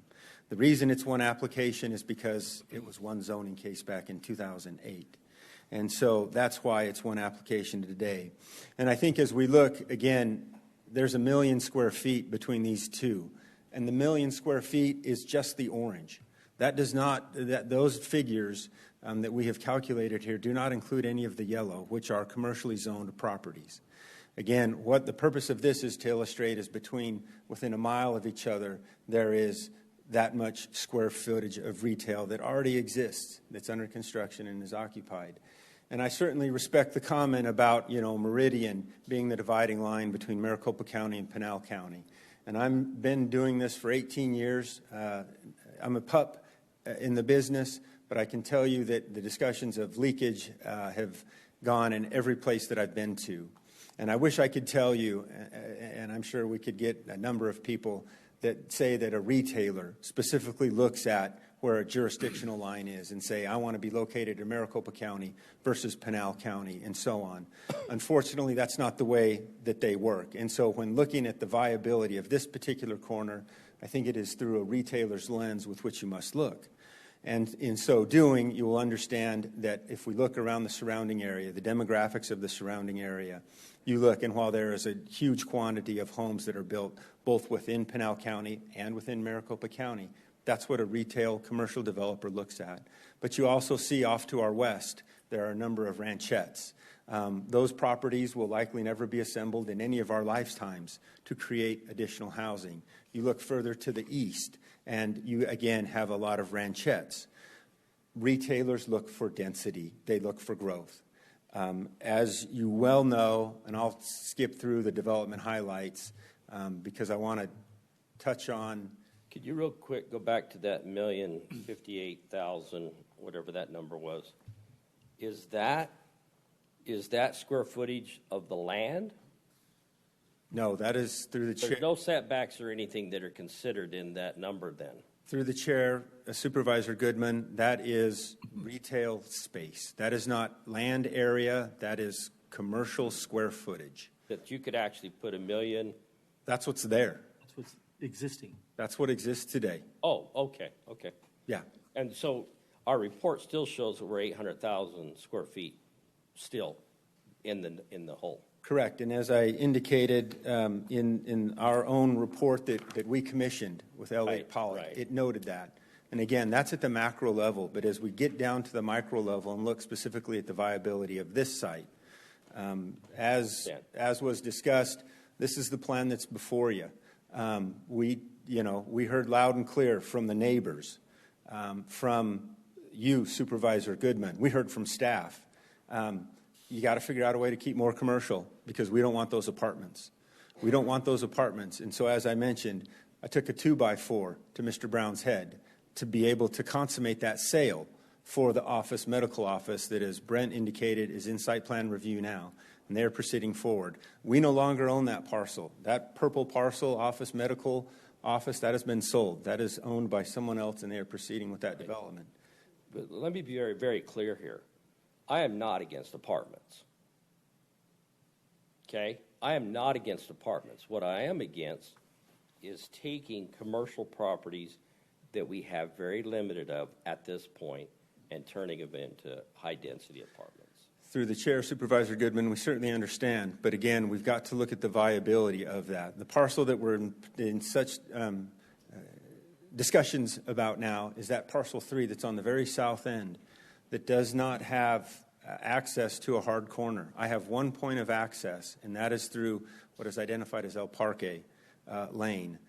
That is the only additional point of access. I might be able to get another right in, right out, but other than that, that is the full movement access for that development.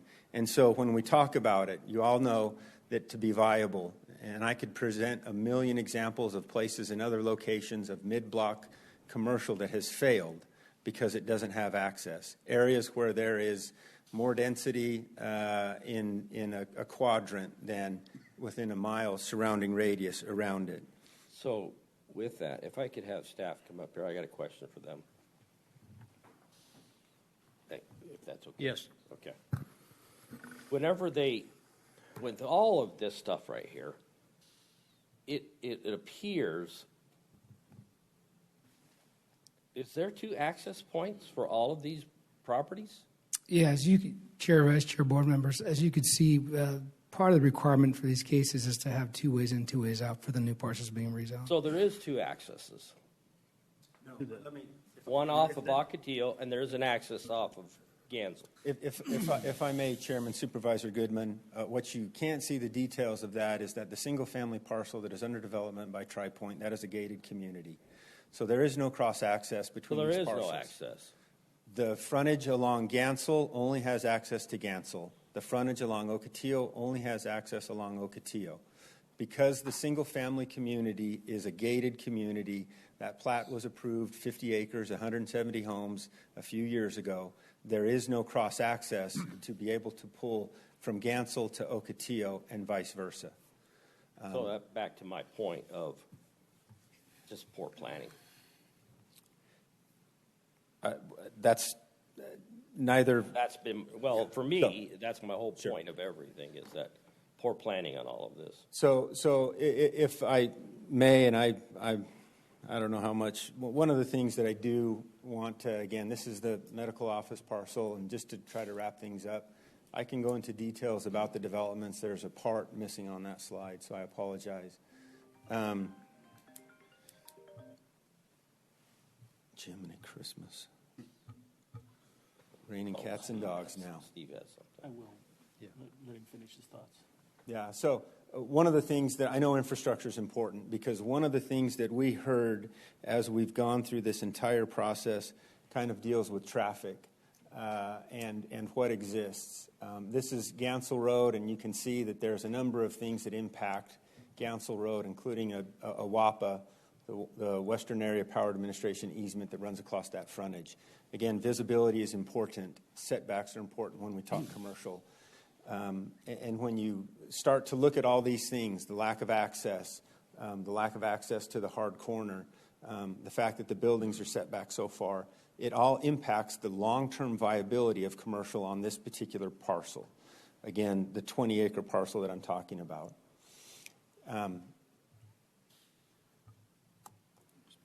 Let me just, again, to make a comment, to learn from the history of others, if I may. We know the site is the Black Star. We know that there are discussions for the CAP Parkway, I believe is the correct term for it. we know that there is that plan that is going on there. And this is your all's plan. And we know further east, there's hopefully a future north-south freeway corridor. But I think it's important to note, and I know it's everyone's desire and intention that they get that. One of the things that we look at is when we look at commercial viability, you've got to look at it today and in the future as well.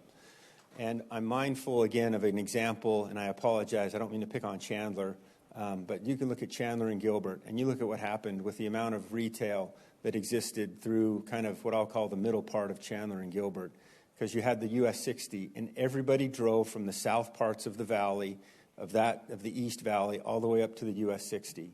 Well, what happened when the 202 came in? It left a big hole in the middle of the donut where there was vacancy in commercial. So when you look at this, again, I'm mindful of the future as well, that this, once the 24 continues to extend and then extends south to the CAP Parkway, what's going to happen is that's where everything's going to locate. That's where commercial is going to want to go. That's where business is going to want to go. And so what happens then is while we understand the need for commercial, we become, I believe, a little short-sighted to say that commercial on a piece that's not on the corner so far south is going to remain viable in the future because of traffic and traffic patterns.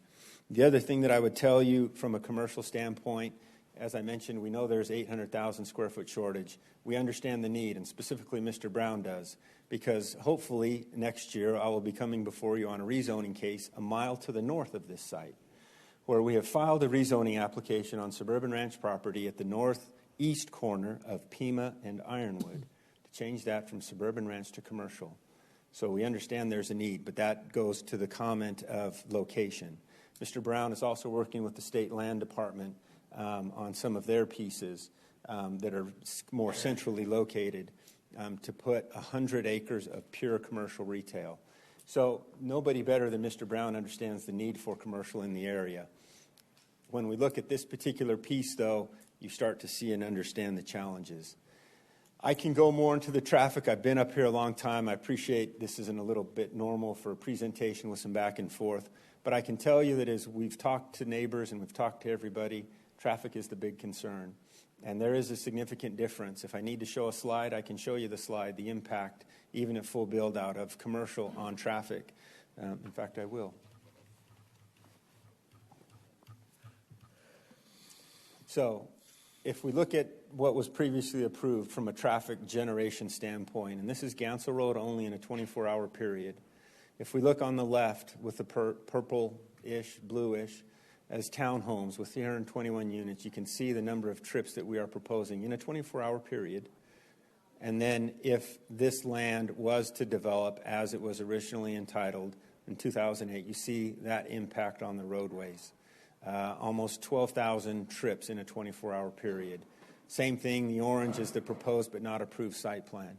So as we've listened to the residents, traffic was a major concern. And so what we are doing, again, part of the year-long process that we had was working with staff to understand what improvements we could make. And so we are proposing to add additional right-of-way, additional pavement to make Gansel 3 lanes. And that's something that I've got to do at the first. I can't do it at the end. I've got to do it now and make those improvements well before on-site on these particular parcels takes effect. And so then you can see the impact. The other thing that I'll tell you that we are doing is installing 2 new traffic signals, which, again, I know infrastructure is important. I don't know that the county's got loads of money sitting around that they can undertake CIP projects and go improve the roadways.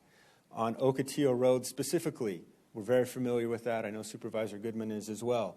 But we are improving the south half of that road in front of our property because Ocotillo is going to need to be widened for the future expansion to the east with the CAP Parkway. And as staff indicated, we're providing right turn and decel lanes. And I think that's important to note, those decel lanes, the turn lanes, because what that does is it takes traffic out of the through lanes and moves them over so through traffic can continue. And so there's probably a lot more that I could go through, but I will tell you we are appreciative of staff. Staff was skeptical at first, and we had to work really hard to get their recommendation for approval. We had to work really hard to get the neighbors to buy in on what we were doing, which is important. Again, I know we have some neighbors here to speak. Importantly, we went to your Planning Commission and got a 9-0 unanimous recommendation from approval from that group, which we considered to be a very positive thing. There's a lot more that I can go into, but again, as we look at it, we recognize that there is a need for commercial in the Santan Valley area. We don't believe long-term that in particular, the piece along Gansel is viable for that in the long term. Housing is inappropriate. You all know the shortfall of housing. You know housing prices. I won't belabor that point. But with that, Chairman, I'll finally rest and be happy to answer any questions, but we would request this body's approval. Are there any questions yet? Not yet. Oh, We Steve, could- Supervisor. Yeah, I don't necessarily have a question. I do want to address some things that my community was referenced, and so I want to make sure that I have some clarity as to what I've experienced there in this. And if there's a question that develops either from that I need from staff or Mr. Brenham will address it at that point. But if I may, Mr. Chairman. Yes. Okay. So certainly I've been involved in seeing a lot of development over the years in Pinal County, and I've seen things come and go and change, and certainly the retail market in the United States of America has taken a different turn. You don't have to leave your house, and there's not a thing you can't get delivered to your house, from groceries to all kinds of goods. The stick and brick facility may become a thing of the past within maybe a couple generations. I don't know if there'll be that many places that you go, maybe to get your oil changed or something, but it's unbelievable. The mall that was referenced in Casa Grande is a ghost town. It is a ghost town. And you can get free rent. You can get about 3 years worth of free rent there right now if you want to go open up some type of an operation. They brought in United Way for a tenant who has no money to pay that kind of rent in a facility like that. I think the other viable operation there is a gymnastics group training center. Again, not a big retail revenue source for that facility. So I sit there and look at that. I really am worried about what might happen there. But my point is the retail arena has changed, and I don't know what's going to happen. This particular site has been available for retail for 15 years. And two proposals that have come out that both look like good proposals. I don't know why they didn't go forward. I don't know what the reasons were behind all of that, but they looked very impressive at some point that might have made sense. To the applicant and to staff has asked for certain things, and the developer or Ms. Brennan's team has heard them and I think has delivered. Again, here's a scenario where we've asked for something and the developer has agreed to do it. They are keeping a portion of it for commercial use. But, I mean, what are you going to wait another 15 years to see if it develops? I mean, what's the time limit? And who, I mean, it just seems to me if anybody was going to come in there, they would have been there already. A large portion of it is already zoned for residential. That's not going to change. Nobody's going to change that to commercial at this point. That's going to go residential to kind of unify the whole thing. Does make sense. I'm happy to see a portion of it developing as commercial. And I don't really, and I don't consider office space, dental, that really as retail. It's that retail, that's office space. Office space kind of falls in a different scenario. And there may be, if you tell me we're 800,000 square feet short, I want it broke down into specifics, categories of what we're short of. Because that's how my brain works, good or bad. But I don't know. I'm anxious to hear if there is support for it. I don't know how many projects we've had come before this board the last year and a half with little or no support from the community. If we have residents or local neighbors for something, I think that's, we should be listening to what they have to say. And so those are my thoughts, and this to my colleagues. I've experienced something a little bit different, I guess, and I just think that it would have developed under commercial had it been a viable spot. Mr. Basha certainly hit on a number of things that I talked about. I think about the grocery stores in my community right now, which are 2 Fry's and a Safeway. Everybody's worried because it's going to be 3 Fry's. There just might be. Then, then everybody's really panicky. The other grocer that was there was Albertsons, and they were on a corner, and they went away because they didn't have enough sales. It's a brutal market, that whole grocery thing. I don't know how Mr. Basha stayed in it as long as he did. He did a fantastic job. He was a good businessman. But back to there is one grocery store that is not on a corner, not on a major corner. And the only reason it was built there was because there was a Walmart built there years ago, and that was the draw. The Walmart picked up and moved down the road. That Fry's had to go into the fuel business in order to create more traffic for their operation there in that non-corner location. So this stuff just ebbs and flows, everybody, and I don't know. I just think that we want raw land to turn into revenue. If there's houses on here, they will be generating a tax. It'll be a tax base that'll come to the county at some level. It's not paying a lot of taxes as vacant land, and so if there's opportunity to develop land, I think we should give it a real serious look. That's my thoughts. I don't know if there's a question in there. If anybody has a question for me. All right. Well, this is a public hearing. Let's hear from some cards I have here. I have Bob Mettler.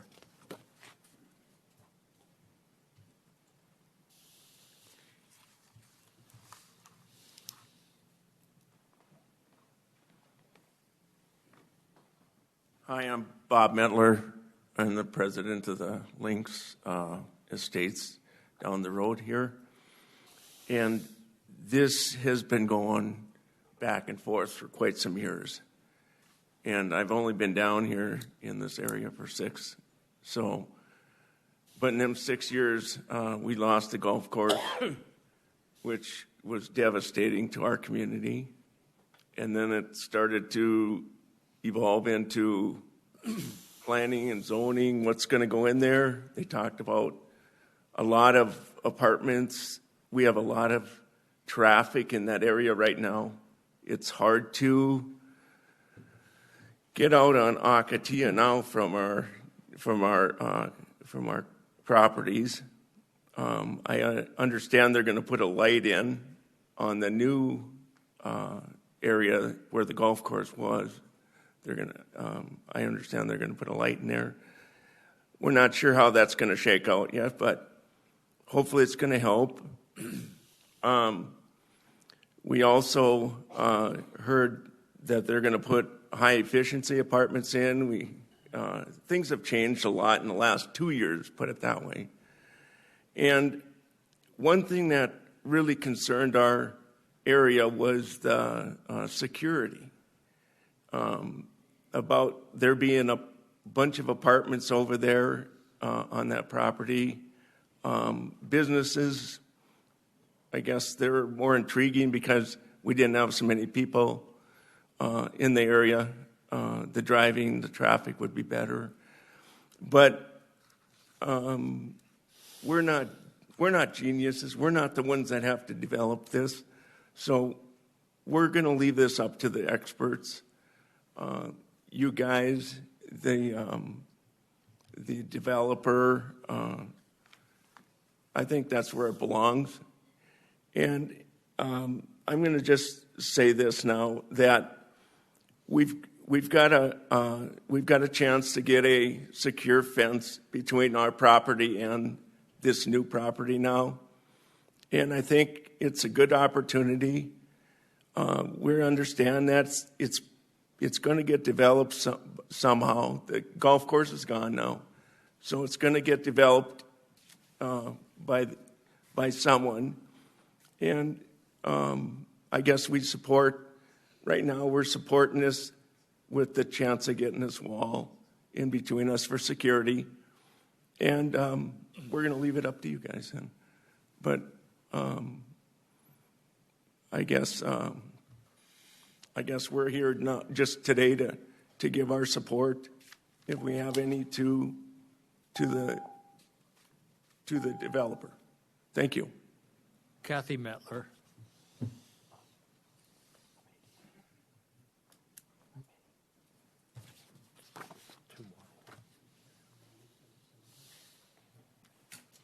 Hi, Board of Supervisors. I am a resident at the Links, and I do support what is being proposed. Thank you. Tony Weber.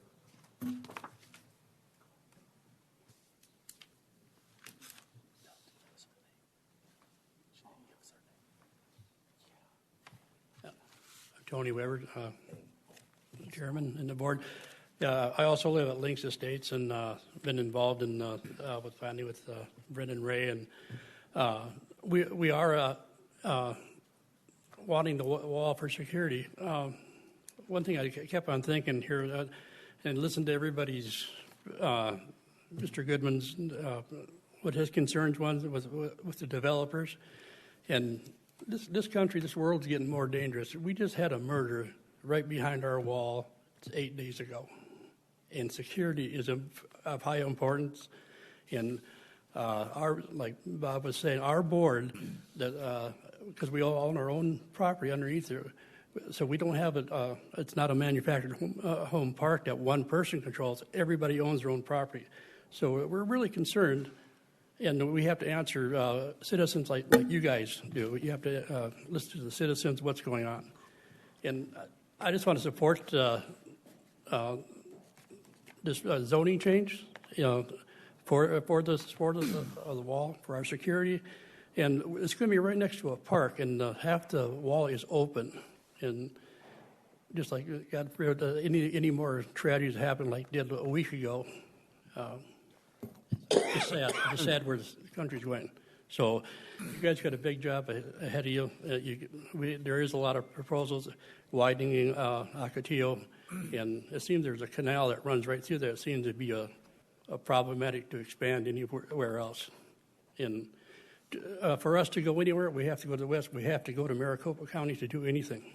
So I agree, stuff needs to be done. But anyway, that's all I wanted to say. Thank you. John Moshkosh.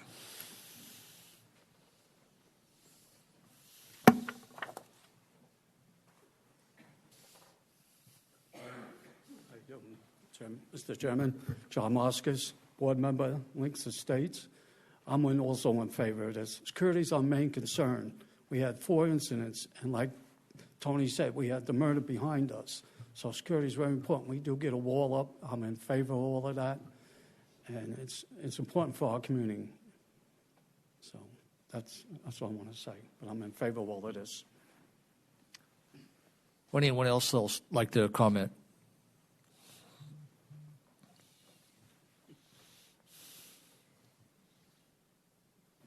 Good afternoon.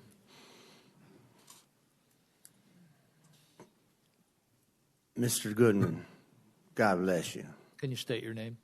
Barry McCain. I grew up in the same area you're talking about. And if you listened, I'll just put it bluntly. If you have any more housing in that area, you're going to lose revenue. You look at the state statutes now, you're going to lose revenue. If you want revenue, put the housing in. Thank you. Anyone else? Just approach the mic and give us your name and approximately where you're from.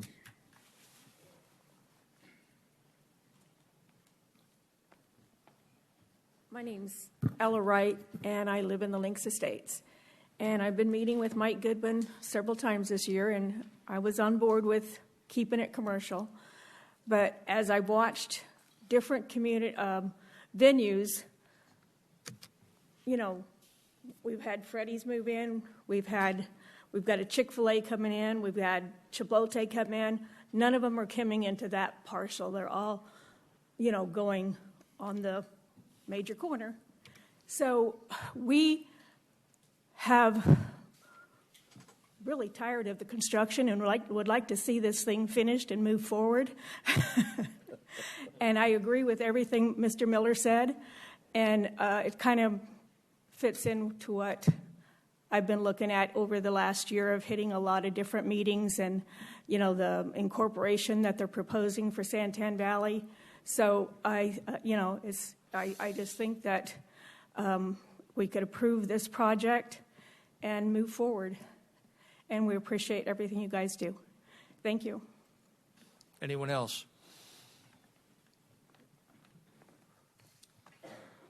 Good evening, good afternoon. Councilmember Rich Vidiello from the great city of Maricopa. Gentlemen, I know the growing pains you guys have going on here. Mr. Miller, I understand. Mr. Goodman, I understand. Growth creates growth when it has to do with planning of housing. I have this issue in my city. It's a very difficult one to deal with. Some people want apartments. We have a Home Depot coming in. We have some other things coming in. And the question I ask is that who's going to work in these places? Now, I know majority of Maricopa is a younger community, but it's very expensive to own a house right now. Interest rates are high. So apartments, like Mr. Goodman said, he's not against them, I'm not against apartments. But for growth to happen when it comes to economic development, we have to look at who's going to work in these places. And apartments are necessary, and again, $2,000 ones are probably not the correct ones. But affordable housing is something that we all need throughout the whole state. So I see the growing pains on both sides of what Mr. Miller says. I see what Mr. Goodman says. And I kind of have both of those problems going on in the city of Maricopa. We are working day and night to bring in economic development, but we also know that there is nowhere to live. I don't know this area as well as you guys know it, but unless you're going to have apartments and housing, how is the growth going to happen for the economic development for commercial? So to look at this particular thing is you got to have one before the other. Now, we know the economic development's not going to happen unless there's people there to work for it. So it's a difficult situation, and I feel both of your guys' pains, and I just want to let you know that I support apartments, I support economic development, and this project seems to be one that was fairly well thought out, but public safety is another one, and the in and out is a very important one too, Mr. Goodman. I do agree with you on that.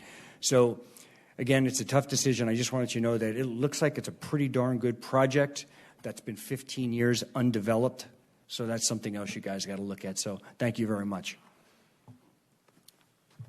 Anyone else? Seeing none, I will close the public hearing and ask for any more discussion or questions among the board. Mr. Chair, I'd like to, I put together some information. Do you have that you can pull up on the screen for me? We can attach it. That information was shared with the actual supervisors, but it was not attached to the agenda so item. That we couldn't show, okay.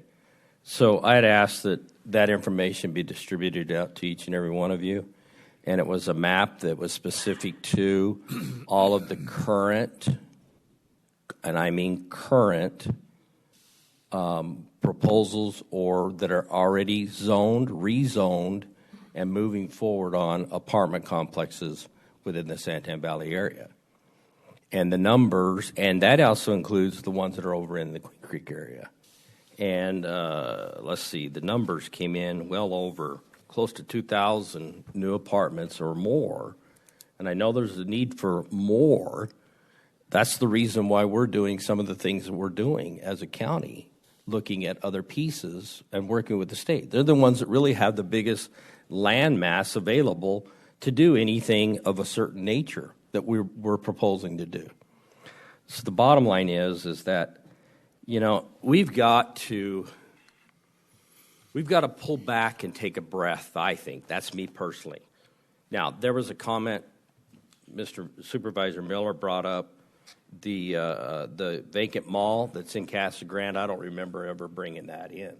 I do remember talking about the other retail projects and things of that nature. This obviously is not a mall. This location could not even support a mall at all. We all know that. So I don't even know how that would be even relevant here. And then my office has heard a lot in our town hall meetings on opposition. A lot. Whether they showed up at your meetings, and there's a limited amount of, when we send that notice out, there's a limited amount of people that actually go to those meetings or even get notice about those meetings. And so when you talk about the meetings, I'm looking at the numbers here. I know our office is well over those numbers in opposition of changing commercial and putting it into high-density residential. These discussions we've already had. And then I feel for my constituents that are in the links. This project, over the years, this thing has changed multiple times. And the fact of the matter is, they should have had some kind of an agreement when that first subdivision was developed and talked about being developed, where their wall should have been part, rather than a park, the wall should have been part of that discussion. So that is another part. They're concerned about the security. I get that, and I appreciate that. But based on, and you guys could see pretty much where I'm going with this, and so I'm probably going to piss some people off when it comes to where I'm going to be headed myself personally on this particular case. These cases, in my opinion, they're cases.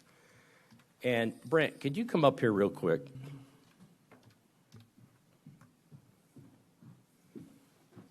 If I'm not mistaken, you had a lengthy discussion in regards to splitting these two cases up, correct?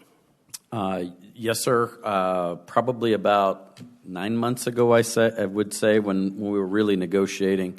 The suggestion I had at that time was to actually have 3 separate cases, because at that time it was Parcel 1, Parcel 2, and Parcel 3. Parcel 1 being the build-to-rent, Parcel 2 was the apartments at the time, and Parcel 3 was the townhomes. I suggested in that meeting that we split it into 3 different applications, and the onus behind that was if one portion of it didn't get approved, perhaps the other portions would get approved. Since that time, some things changed, and that commercial parcel was sold. But yes, we did have that conversation, sir. Okay, and that's a point I wanted to bring out and make sure. The discussion about this being over, I don't remember ever saying it was quick, because I know how long this has taken. We've been part of this discussion well over 5-6 years with some of the other landowners that owned that property at one time. So there's that. No way do I think this has been a long-term thing, but I know that the options were provided in case. Now we're looking at this, and we can't approve the way this is written. We can't approve a portion of it and not approve another portion of it. This is one lump deal that we've got to do here, which makes it extremely difficult in a lot of areas. But I think what I'm asking is that, at some point, we've got to get a handle on where we're going with the future of Santan Valley when it comes to our commercial stuff. We've got to. We have these studies. We've got some things we're going to be given some more information in a work session. The economic development's going to come in and talk about the things that have been progressing on some of that state land. And we're going to be addressing some additional. And that's great that Mr. Brown is out there looking at another 100 acres. I'm not sure why 100 acres, based on your testimony here, a commercial development of 100 acres just isn't in the works anymore. So I can't figure out why 100 acres now. If it's separate, I get that. Strategically located, I get that. But those are some things for me. The fact that these are all 3 combined makes it very, I just know where I'm going, because I would approve some of these other projects, but there's one in particular that I'm not in favor of, and that's the one that's taking that piece along Gansel, and doing something different at this point, because we are limited on what we have available to us. And until we take a breather and actually get our planning department and everybody else looking at this strategically, including our property, our P&C, yeah, they said this 9-0 that was stipulated that within here, and only one of the persons that was present at that was from Santan Valley. The other 8 were from other areas throughout the county that each of us have a part of. And so that's the other part that we've got to anyway, we need to readdress and look at our overall plan, the comprehensive plan. I think we need to include some of the economic development things of that nature, include that in there. So that's me. Mr. Chair, may I? And here's that map that I'm talking about right here. If you look up on the screen. And the red line, the Santan Valley Incorporation line.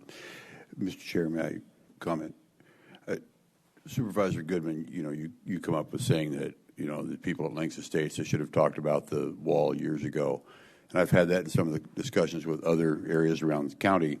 In my area, people don't know how to advocate, and they get to it, and so then they start, so we help them, like, here's what you need to do to get there. So that's what this is about, and this is great. But I look at this where they're doing their compromise on the commercial aspect, not retail, but commercial, and I think that they've given in quite a bit, and I think that we have to go with the studies that they work with, because we're not the experts. We have to listen to what everybody else tells us and judge for ourselves. I understand where you are.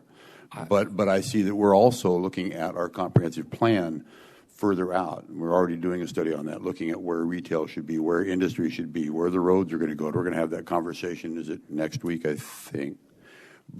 Or maybe today even, I don't know. But somewhere down the line. Anyway, but about what roads are coming and what we have to do. And we are working on that. And some of this that's 15 years old, it's tough to go backwards.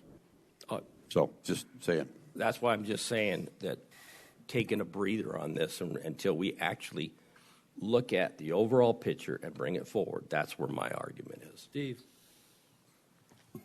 Thank you, Mr. Chairman. I want to just add a couple of things here for background.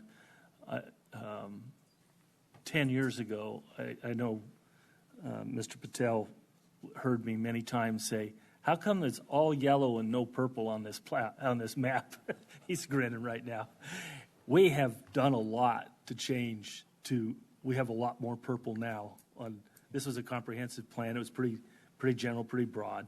And over the years, the supervisors have kind of pushed staff in that direction, and we've seen it.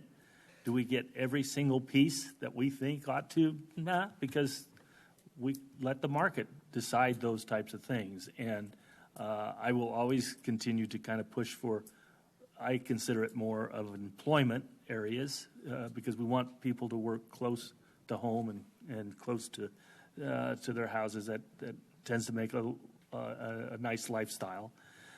And if you want affordable housing, you got to apply the basic economics to it.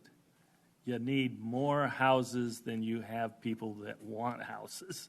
You need to have an oversupply, and then you will see rents come down. And as far as trying to purchase a home, that's going to be a long shot for a lot of people. Rentals turn to be easier to qualify, easier to get in, entry level, and the workforce that's the young workforce, my kids' age, and now some of my grandkids. That's the kind of shelter they're going to end up using, because that's the only thing they're going to be able to afford. But if you want to get rents down, build a lot of apartments, and when they have vacancies, rents will come down. I guarantee it. It's a basic economic formula that works all the time. Anyway, I could go on and on about how we always everybody tries to get ahead of the market. We always get way ahead of the market, and then we end up losing. But I think if we're trying to, LG is going to employ a lot of people. They would like to live close by, and I think this is good. And again, we had an applicant that heard our staff and heard their neighbors and have done what they've asked, and I appreciate that. So anyway, go pull up one of those old maps. Whenever we have that discussion about the comprehensive plan, I want a map from 2013 to be brought to one of these meetings. Brent. I believe, Mr. Chairman, members of the board, there was a question asked there. I thought I would try to answer it. A couple of things regarding security and wall. They have, meaning the applicant has been stipulated to provide a wall, which they've agreed to do and they've worked with the neighbors to do. But that doesn't mean in previous cases there wasn't a barrier there. There's a view fence that was there from previous cases.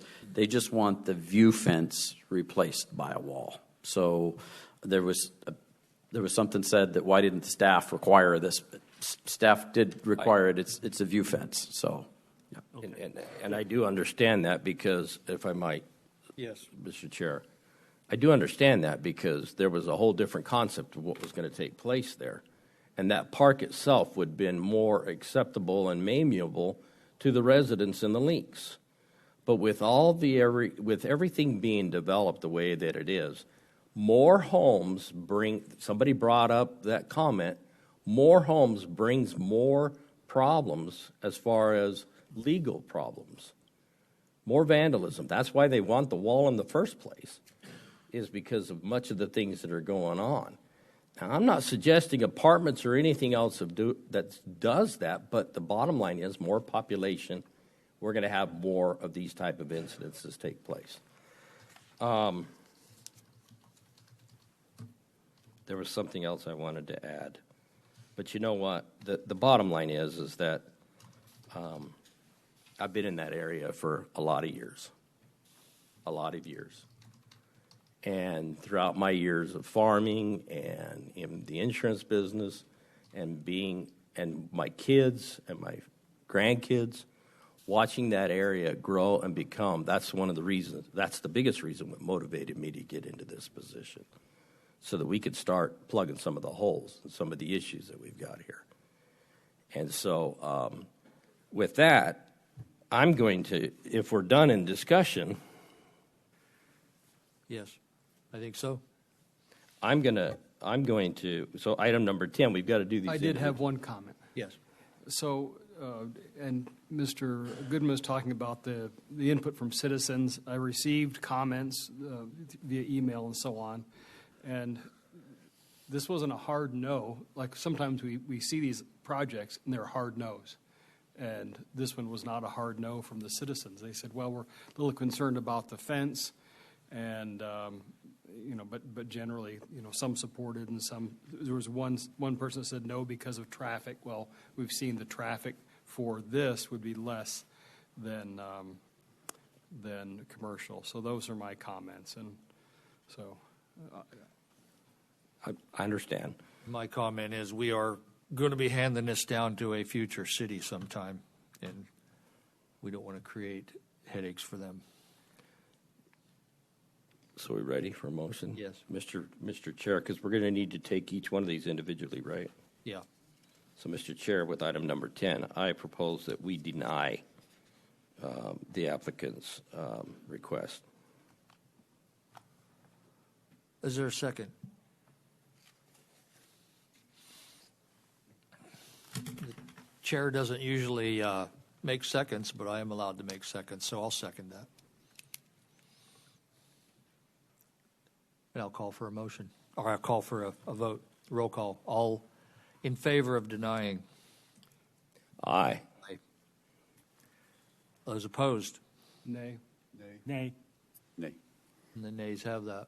Well, did you need to do the roll call as requested? Chairman, would you like for me to do the roll call? You did request it, but then you called for the vote. But I do have the actual vote. It is 2-3. So that motion does fail.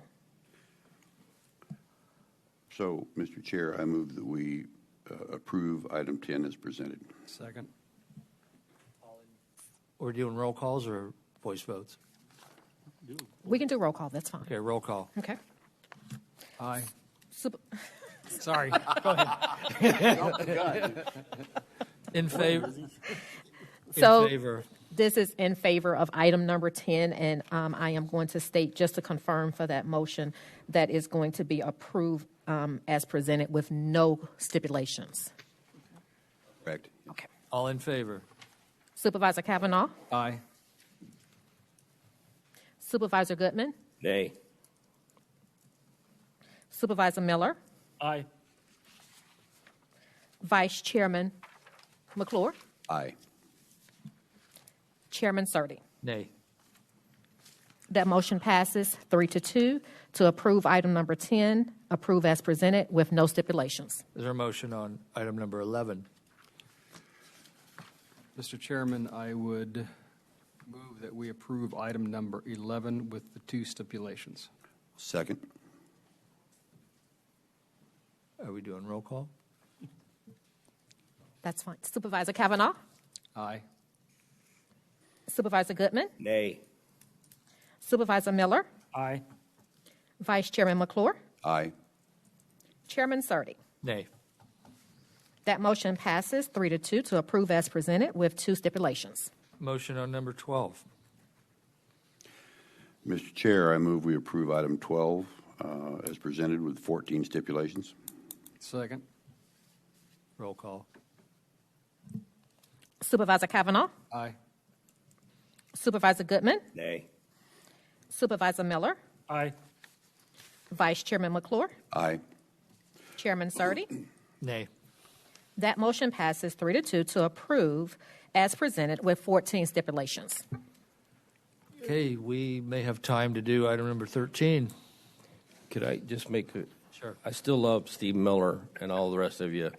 I still love you. I still love you. I still love you, Goodman. Item number 13, public hearing on resolution 120623 RD 23089. Celeste. Good afternoon, Chairman Surtee, members of the board. I'm here before you for item 13. This is an abandonment or extinguishment of a piece of Walker Granite Road. And I think there's a present date.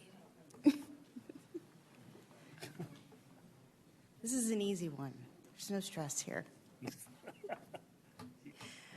Walker There's Granite. a security wall involved in There's this? no security Oh, okay. walls. This is an easy one. Walker Granite Road is located off of Hunt Highway. Where's Tim at? This is between Arizona Farms and the Magic Ranch subdivision. We have a subdivision plat that's going to be coming before you soon called the Lookout Mountain PAD. You've probably seen it several times. Residential, single family, where they are rededicating a piece of Walker Granite, and this would be abandoning the old Walker Granite Road. State land is the only parcel to the south, and they're in agreement with the abandonment, just as long as the right-of-way does get rededicated. This is looking at the intersection of Walker Granite and Hunt Highway. This is looking east, and this is looking down the alignment. It's just vacant state land that previously was farmed down towards the south. And this is looking north. The mini storage is across the street, and I'm happy to answer any questions. Any questions? I have one, if I might, Mr. Yes. Chair. Okay. The way I see that, that's out by Magic Ranch area, correct? Correct. And just to the north of that is the Section 11, right? Yes. And that's the road that goes next to Magic Ranch that goes back up.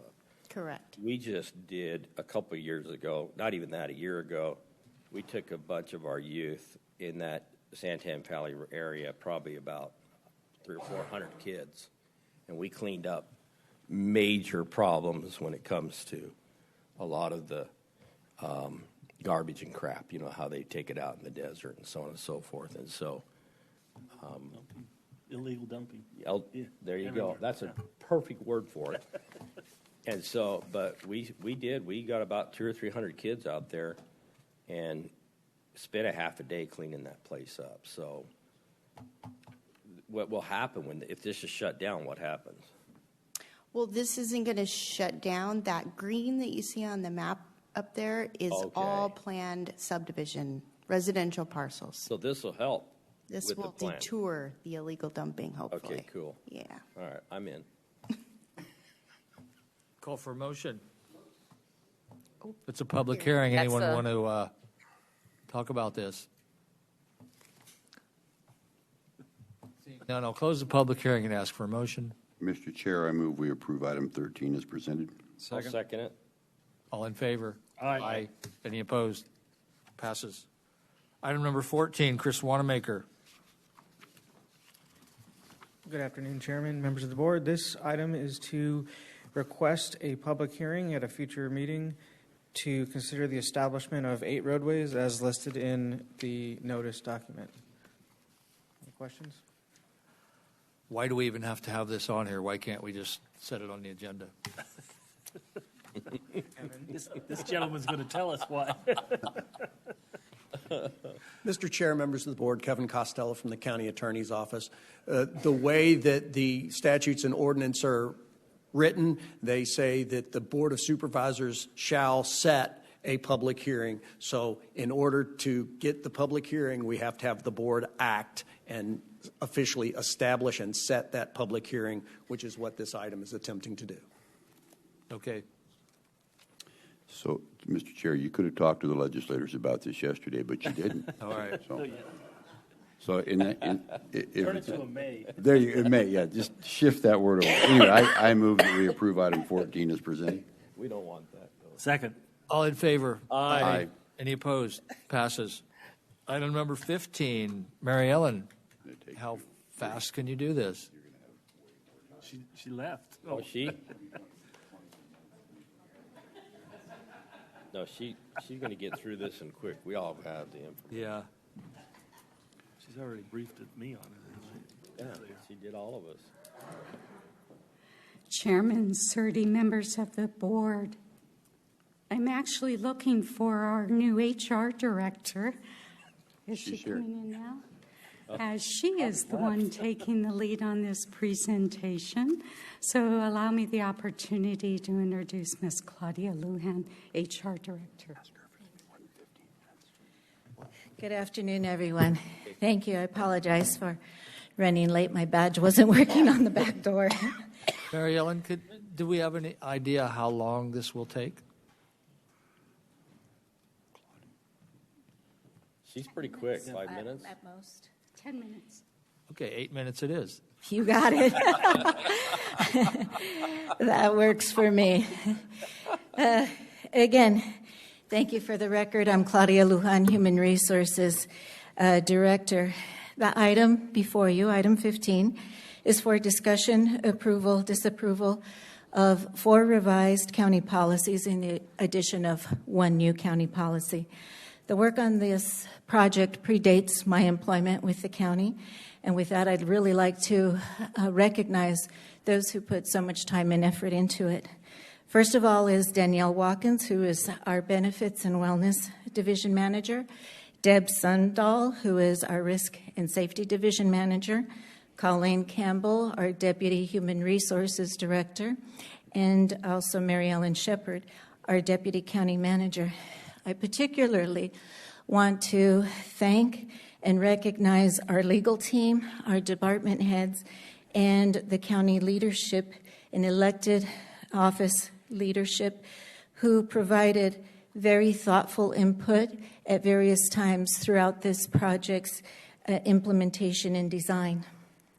You may remember, and by way of background, in July of this year, the Human Resources Department and Deputy County Manager Shepard provided an update on the state of human resources for the county. At that time, there were 4 areas that were significant in that presentation.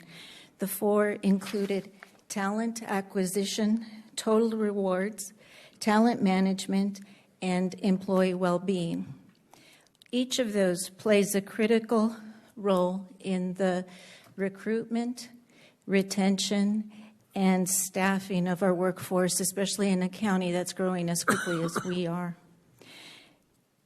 In today's competitive market, we know that we are not only looking at how competitive we are with other jurisdictions in government, we also have to recognize that we need to be competitive with the private sector when we're establishing policies that helps us, that speak to our core values, what we believe in strengthening our workforce and providing meaningful benefits and experiences for them.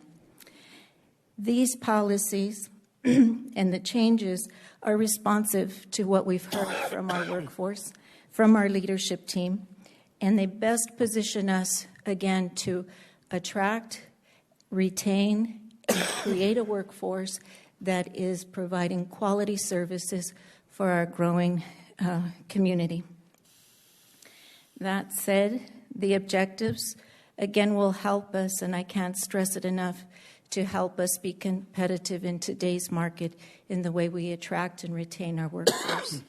So with that, Chairman Surdy, would you like a high-level overview of each of the policies, and then, or are you good? Yeah. We can all be, Nothing at all. yeah. Yeah, you can send us all extra information. If you don't get to it today, just get it to us and we will Certainly. go over it. Well, I would be happy to do so. I think all of us have been, I know I have, been pretty well informed as to what the proposals are. And Fantastic. good. I appreciate that. Mr. Chair, just say the recruitment retention side of this is excellent. So thank you very much. Thank you all for Not your that support. you did all the work because everybody else did the No, work. I certainly didn't. I get the pleasure of running in here to present it to you. Mr. Chairman, I move that we approve item 15 as presented. Yes. All in favor? Aye. Any opposed? And that passes. Thank you all. Item number 16.